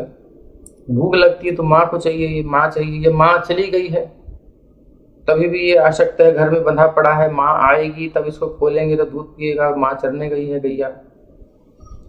तो दोनों अशक्त हैं, दोनों कर्म बंधन से बंधे हुए हैं, त्रितापों से पीड़ित हैं, ये भूख से पीड़ित हैं। तो इसी प्रकार दोनों ही सेम कंडीशन है। फिर अंतर क्या कर रहा है इस दृष्टांत में? अंतर ये है कि चिड़िया जो लाती है कहीं से लेके आती है और फिर उसके मुंह में डालती है, यानी वो भोग अलग से लाती है। तो ऐसे ही भगवान किसी को देते हैं, भोग दे देते हैं और अंतर्धान हो जाते हैं। ये देखा होगा आपने, भगवान ने वरदान दिया और चले गए, अब वो अपने भोगों में मस्त है। देवता आदि भोगों में मस्त हो जाते हैं, फिर जब समस्या आती है तो भगवान को पुकारते हैं। दूसरी स्टेज है गैया की। तो गाय का जो दूध है ना, वो कहीं से लाती नहीं है, वो उसका अपना वात्सल्य होता है, ये अंतर है। तो इस प्रकार से, लेकिन एक दोष रह गया, क्या? वो दोष ये है, अत्रापि यहाँ भी वत्सतरा मातुर दुग्धात् एव स्वसुखम अभिलषन्तोपि मातुः कामपि सेवां न लिप्समाना इत्यापरितुष्य दृष्टान्तान्तरमाह। इत्यापरितुष्य, यहाँ भी क्या है, बच्चा दूध पीता है माँ का और खुद खेलने लगता, मस्त हो जाता है, फिर माँ की कोई सेवा नहीं करता, वो मस्त रहता है। तो कहीं ऐसा तो नहीं है उनको इसमें भी दोष दिखा, उससे तो बेटर है बट बेस्ट नहीं है। सो फिर सोचकर कहते नहीं नहीं प्रभु, एक चीज और बता रहा हूँ, सुनो, एक और एग्जांपल सुनो। तो कहते हैं, प्रियम प्रियेव व्युषितम विषण्णा प्रियम प्रीतिमंतम पतिम। प्रियम का मतलब है जो प्रीतिमंतम पतिम, जो पत्नी है, अभी उसका तुरंत विवाह हुआ है, ज्यादा नहीं, 1-2 दिन हुए, नया नया प्रेम चढ़ा है, दोनों बड़ा प्रेम करते हैं दूसरे को, नई नई प्रीति खिली है। प्रीतिमंतम पतिम, उस प्रेम से भरे हुए, दोनों प्यार करते हैं बिल्कुल दिल से, और उस पति को पतिम व्युषितम सुदूर देशस्थम प्रिया प्रेमवती विषण्णा तद्विरह जर्जरिता दिदृक्षते सा यथा। तो वो पति क्या है, किसी कारणवश 2 दिन बाद ही उसको एक ट्रिप जाना था, ट्रिप पर, ये यूं समझ लो एक सैनिक की पत्नी है, तो उस सैनिक को युद्ध में जाना है, फौजी को फौज में जाना है। अब वहां उसको क्या सुनाई दे रहा है, यहाँ पर तो इसका समय है, या फिर कुछ महीने, 1-आध महीना बीता है, मतलब नया नया ही प्रेम है, ऐसा समझ लो। अब यहाँ सब अनुकूल वातावरण है, वसंत ऋतु है, चारों तरफ खिला हुआ मौसम अच्छा है, मन उद्दीपन हो रहा है, पति से मिलने की इच्छा, और उधर क्या है, उसे जाना पड़ गया। अब ये इसको कष्ट हो रहा है और इसको मिलने की इच्छा है, चलो ठीक है, काम करना है, जाना है, लेकिन उधर क्या हुआ, न्यूज़ में आ रहा है, रेडियो में आ रहा है, पुराने समय की बात। तो क्या हो रहा है, बम्बार्डिंग हो रही है वहाँ पे, जिस वो रेजिमेंट गई है वो वहाँ पहुँची है, और वो उसकी ऐसे ऐसे सुनने में इसके दिल धक धक धक धक। तो यहाँ ये कुछ चाहती नहीं है, ये चाहती है कि प्रेम है ना इसका अपने पति से, चाहती है वो सिक्योर रहें और जल्दी से लौट आएं, और मैं उनकी सेवा करूं, और वो सेवा भी सारे अंगों से करूं, कुछ ना छोड़ूं, इतना प्रेम है इसको, सब देना चाहती है। सो ऐसी इसकी भावना को तो वही समझ सकती है जो उस स्थिति में हो, तो ये वही समझ सकता है। तो बड़ी गहरी भावना होती है। तो सुदूर देशस्यम प्रिया प्रेमवती विषण्णा, बड़ी उदास होकर के तद विरह जर्जरिता, उसके विरह में बिल्कुल दुबली हो गई है, बड़ी परेशान है, टेंशन में है कि क्या है कैसे हैं, कुछ खबर नहीं आ रही है। दिदृक्षते, केवल देखना चाहती है, दर्शन हो जाए मुझे उनके। सा यथा स्वीय सर्वेंद्रिय व्यापार ही सेवमाना, वो आ जाए तो मैं उनको अपनी बाहों में भर लूं। मैंने बोल दिया बट बोलने की चीज नहीं है, बहुत कुछ है इसके अंदर। तो सर्वेंद्रिय व्यापार ही सेवमाना, और प्रियम सुखी तुम, उनको बिल्कुल तृप्त कर दूं, उनको सुखी कर दूं, ऐसी इसकी इच्छा है। प्रियस्यैव सौंदर्य सौस्वर्यादिभिर गुण लीला वैदग्ध्यादिभिश्च स्वसर्वेन्द्रियाणि सुखयितुमिच्छति। तो मतलब जो भी उनके बीच में होता है टोटल आ गया इसमें। उनकी सुंदर वाणी सुनने की इच्छा, उनकी वो दृष्टि है, उनका वो चलना है, बहुत कुछ है, वो सारे व्यापार इसमें आ गए। सर्वेन्द्रियाणि सुखयितुमिच्छति, तो समस्त इंद्रियों के व्यापार केवल उनको सुख देने के लिए हो जाएं। बढ़िया बना के खिलाऊं, मीठी मीठी बातें कहूं और प्रेम से देखूं, और भी बहुत कुछ। तो तथैवा अहम अपि त्वाम सेवेत्यत एव, उसी प्रकार मैं आपकी सेवा करना चाहता हूं। अब यहाँ तो कोई कामना नहीं बची ना, कोई स्वार्थ नहीं है ना, यहाँ तो प्रेम की बात है। सो इनको इस उदाहरण से संतोष हुआ। तो जैसे वो चाहती है मिलना, सर्वेंद्रियों से सेवा करना, वैसे ही मैं भी करना चाहता हूं प्रभु। एवं मन स्मरेता सुपतेर गुणानां गणित, मेरा मन आपका स्मरण करता रहे। गुणानां गणित, वाक और वाणी आपके गुणों का गान करती रहे। कर्म करो तु कायः, और मेरा कर्म आपकी सेवा करना हो, केवल यही मेरा काम हो, यही मैं चाहता हूँ। इति वरत्रयमवांछति भावः वांछमिति भावः, यही 3 वर मुझे चाहिए कि यानी 24 घंटे मन आप में लगा रहे, मेरे हाथ शरीर आपकी सेवा में कहीं ना कहीं लगे रहें, वाणी आपके विषय में कुछ ना कुछ करती रहे, गुणगान करे, या फिर हरे कृष्ण कृष्ण कृष्ण हरे हरे, हरे राम राम राम हरे हरे। किंतु सा दास्य सख्य श्रृंगारैः प्रियं सुखयेदहन्तु केवलेनैव दास्येन त्वां सुखयेयं सुखयेयं इत्यतावानेव भेदः। तो वैसे तो दास्य भी है, सख्य भी है, श्रृंगार भी है, ये श्रृंगार उसकी बात थी, लेकिन मैं क्या चाहता हूँ, ये वृत्र की भावना है कि मैं केवल दास्य रस से आपकी सेवा करना चाहता हूँ, मैं आपका दास ही बनना चाहता हूँ, बाकी इतना बड़ा अधिकार मैं नहीं चाहता। ये तो गोपियाँ आदि सब भगवान की सेवा करती हैं, किशोरी जी करती हैं, इस प्रकार पूर्ण प्रेम। तो अथ तत्क्षण एता एवादि दैन्य भावोदयेन हन्त ममाधमस्य, और तभी उनके मन में आता है, अरे मैंने क्या कह दिया, इतनी बड़ी बात, संसार के तीनों लोकों के सुख को तिलांजलि दे करके उन परम पुरुषोत्तम भगवान जगदीश्वर जिनकी अंग कांति को दर्शन करने में ज्ञानियों की नानी याद आ जाती है, अर्थात ब्रह्म ज्ञान करने में कितना कष्ट है, उस पद को प्राप्त करने में कि उनको वो तो ज्ञानी ही समझ सकता है कितनी तितिक्षा है, और जिनकी अंग कांति इतनी कठिनाई से मिलती है, चरण नख की कांति, उनका दर्शन योगी को होता है, कितना कष्ट होता है, कितना परिश्रम है, और साक्षात दर्शन और साक्षात सेवा उन चरणों की, कितनी बड़ी बात मैंने मांग ली।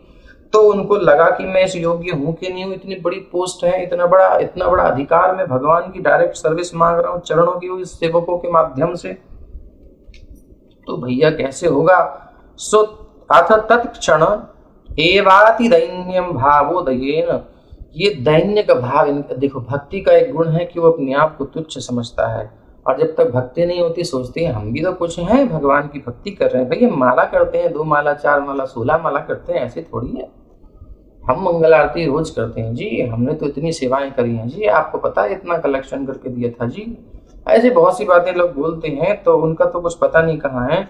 लेकिन ये कह रहे हैं कि दैन्य उदित हो रहा है कि अरे अरे अरे मम अधमस्य कथम एतावत् सौभाग्यम संभवेत, मुझ जैसे अधम को ऐसा सौभाग्य कहाँ मिलने वाला है। एतदस्त्वति प्रार्थयते, इसलिए वो प्रार्थना कर रहे हैं कि हे नाथ, ममोत्तम श्लोक लोकजनेषु सख्यम संसार चक्रे भ्रमतः स्वकर्मभिः त्वन्माययात्मात्मजदार्गेः श्वासक्तचित्तस्य न नाथ भूयात्। कह रहे हैं कि मम उत्तम श्लोक जनेषु त्वद्भक्तेषु सख्यम भूयात्।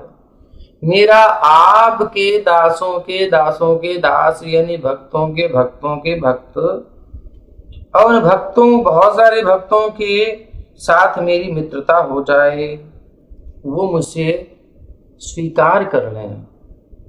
सख्यम भूयात् प्रेम मैत्री कृपोपेक्षा यः करोति स मध्यमः। अभी तो महाभागवत की स्थिति में बोल रहे थे प्रथम, अब ये मध्यम स्थिति में आ गए।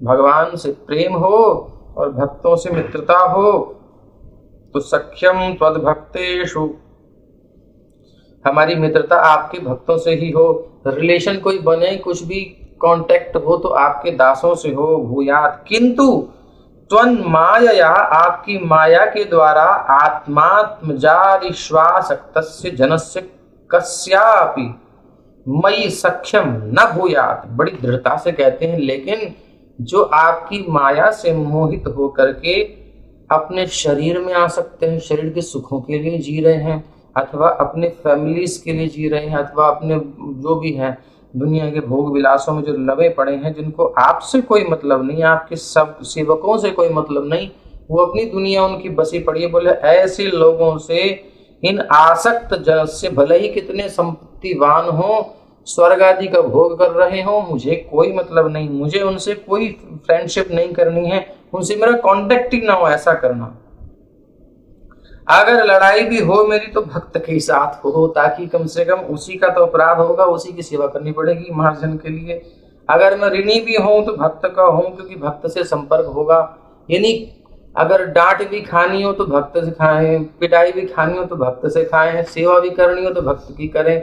जो कुछ हो भक्तों के साथ हो, उन लोगों के साथ होगा तो नरकों में जाना पड़ेगा। भक्त तो फिर भी, ग्राह ने गज का चरण पकड़ा 8वें स्कंद में आप देखेंगे, पकड़ लिया, खींच लिया उसको, बैर था उसका, अब खींच लिया तो फिर भगवान ने सबसे पहले, उसने पुकारा भगवान को तो उस ग्राह की पहले मुक्ति हुई, गज को भगवान ने बाद में निकाला।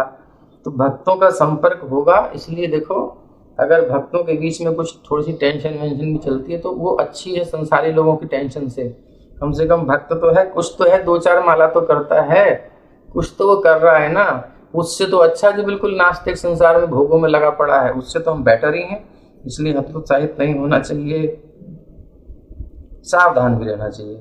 तो कस्यापि मयि सख्यम ना भूयात्, ऐसे लोगों से जो भोगी हैं मेरा संग बिल्कुल ना हो प्रभु, मैं बस देख चुका। हाँ, यथाई तज्जन्मनि असुराणाम, उनको पूर्व जन्मों का अनुभव है, याद रखिएगा। अभी आप आगे सुनेंगे कैसे कह रहे हैं। संपूर्ण विश्व के सम्राट थे, 1 करोड़ रानियां थी इनकी, सब देखा हुआ है इन्होंने, वो याद है। तो इसलिए यथाई तज्जन्मनि असुराणाम मयि सख्यम भूत मम च त्वद्भक्तेषु सख्यम न भूदित्यापारम दुःखमन्वभूमिति भावः। तो यही इनका भाव है कि मुझे आपके चरण कमलों में आसक्त भक्तों का संग मिले। कीट जन्म हो जथा तुआ दास, कीड़े का भी जन्म हो तो आपके दासों के घर के अंदर कहीं नाली का कीड़ा बन जाऊं, वही अच्छा है। बहिर्मुख ब्रह्मा जन्मे मोहिना ही आश, और बहिर्मुख होकर के, विषयी होकर के ब्रह्मा भी बन जाऊं। यद्यपि ब्रह्मा जी तो भक्त है, बट उस पोस्ट की बात कर रहे हैं। अगर ब्रह्मा भी बन जाऊं और आपका डिवोशन नहीं है, डिवोटी एसोसिएशन नहीं है, भक्तों का संग नहीं है, नहीं बनना। सुख के माथे सिल पड़े जो नाम हृदय से जाए, बलिहारी व दुख की जो पल पल नाम रटाए। राधे कृष्णा हरे हरि, तो वो अच्छा है, वो दुख बहुत अच्छा है। और उधर खूब ऐश्वर्य सुख है, अरे भूल गए नाम जब, अरे आज तो मैं माला ही भूल गया, अरे आज तो मुझे, चलो कोई बात नहीं, चलता है। तो वो पत्थर बने हैं सुख के ऊपर। ये भक्तों की दृष्टि होती है भैया, आगे तो हमको कुछ पता नहीं है। तो ये 4 श्लोक जो है वृद्ध महात्मा ने हमको बताए हैं, बड़े प्यारे हैं। संभवतः सबको इसमें सुख मिला होगा। और इस प्रकार श्रीमद् भागवतम के छठे स्कंध के अंतर्गत वृत्रासुर के दिव्य गुण नामक 11वें अध्याय के भक्ति वेदांत तात्पर्य पूर्ण होते हैं। श्रीमद् भागवत महापुराण की जय। श्रील प्रभुपाद की जय। तो इस कृपा करके श्रीमद् भागवत अपने घर पर प्रभुपाद जी का ले लीजिए, शब्दार्थ अनुवाद के साथ। और ये 18 खंडों में उपलब्ध है, मोटी मोटी बुक्स हैं। श्लोक है, शब्द अर्थ भी है, और फिर उसकी अनुवाद है प्लस एक्सप्लेनेशन। बहुत सुंदर तरीके से प्रभुपाद जी ने समझाया है, और इसको पढ़िए। बुक आपके पास होगी, पूरी प्लेलिस्ट में पूरी भागवत हम यहाँ पढ़ ही रहे हैं, थोड़ा एक्सप्लेनेशन भी कर देते हैं, तो बहुत इजी समझ लेंगे। सब अपने पास पुस्तक लेकर के बैठा कीजिए, और मंगाने के लिए जो है नंबर आपके पास है ही,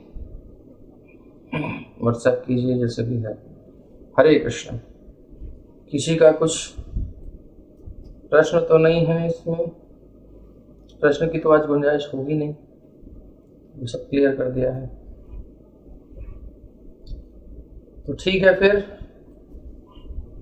फेसबुक। हरे कृष्ण।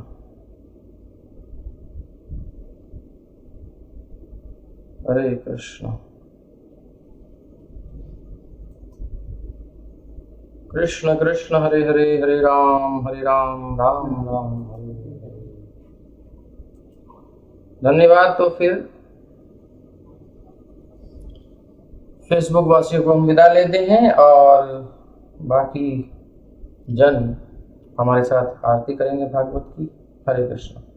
कल प्रातः काल फिर मिलते हैं, 6:30 बजे स्टार्ट हो जाएगी कथा।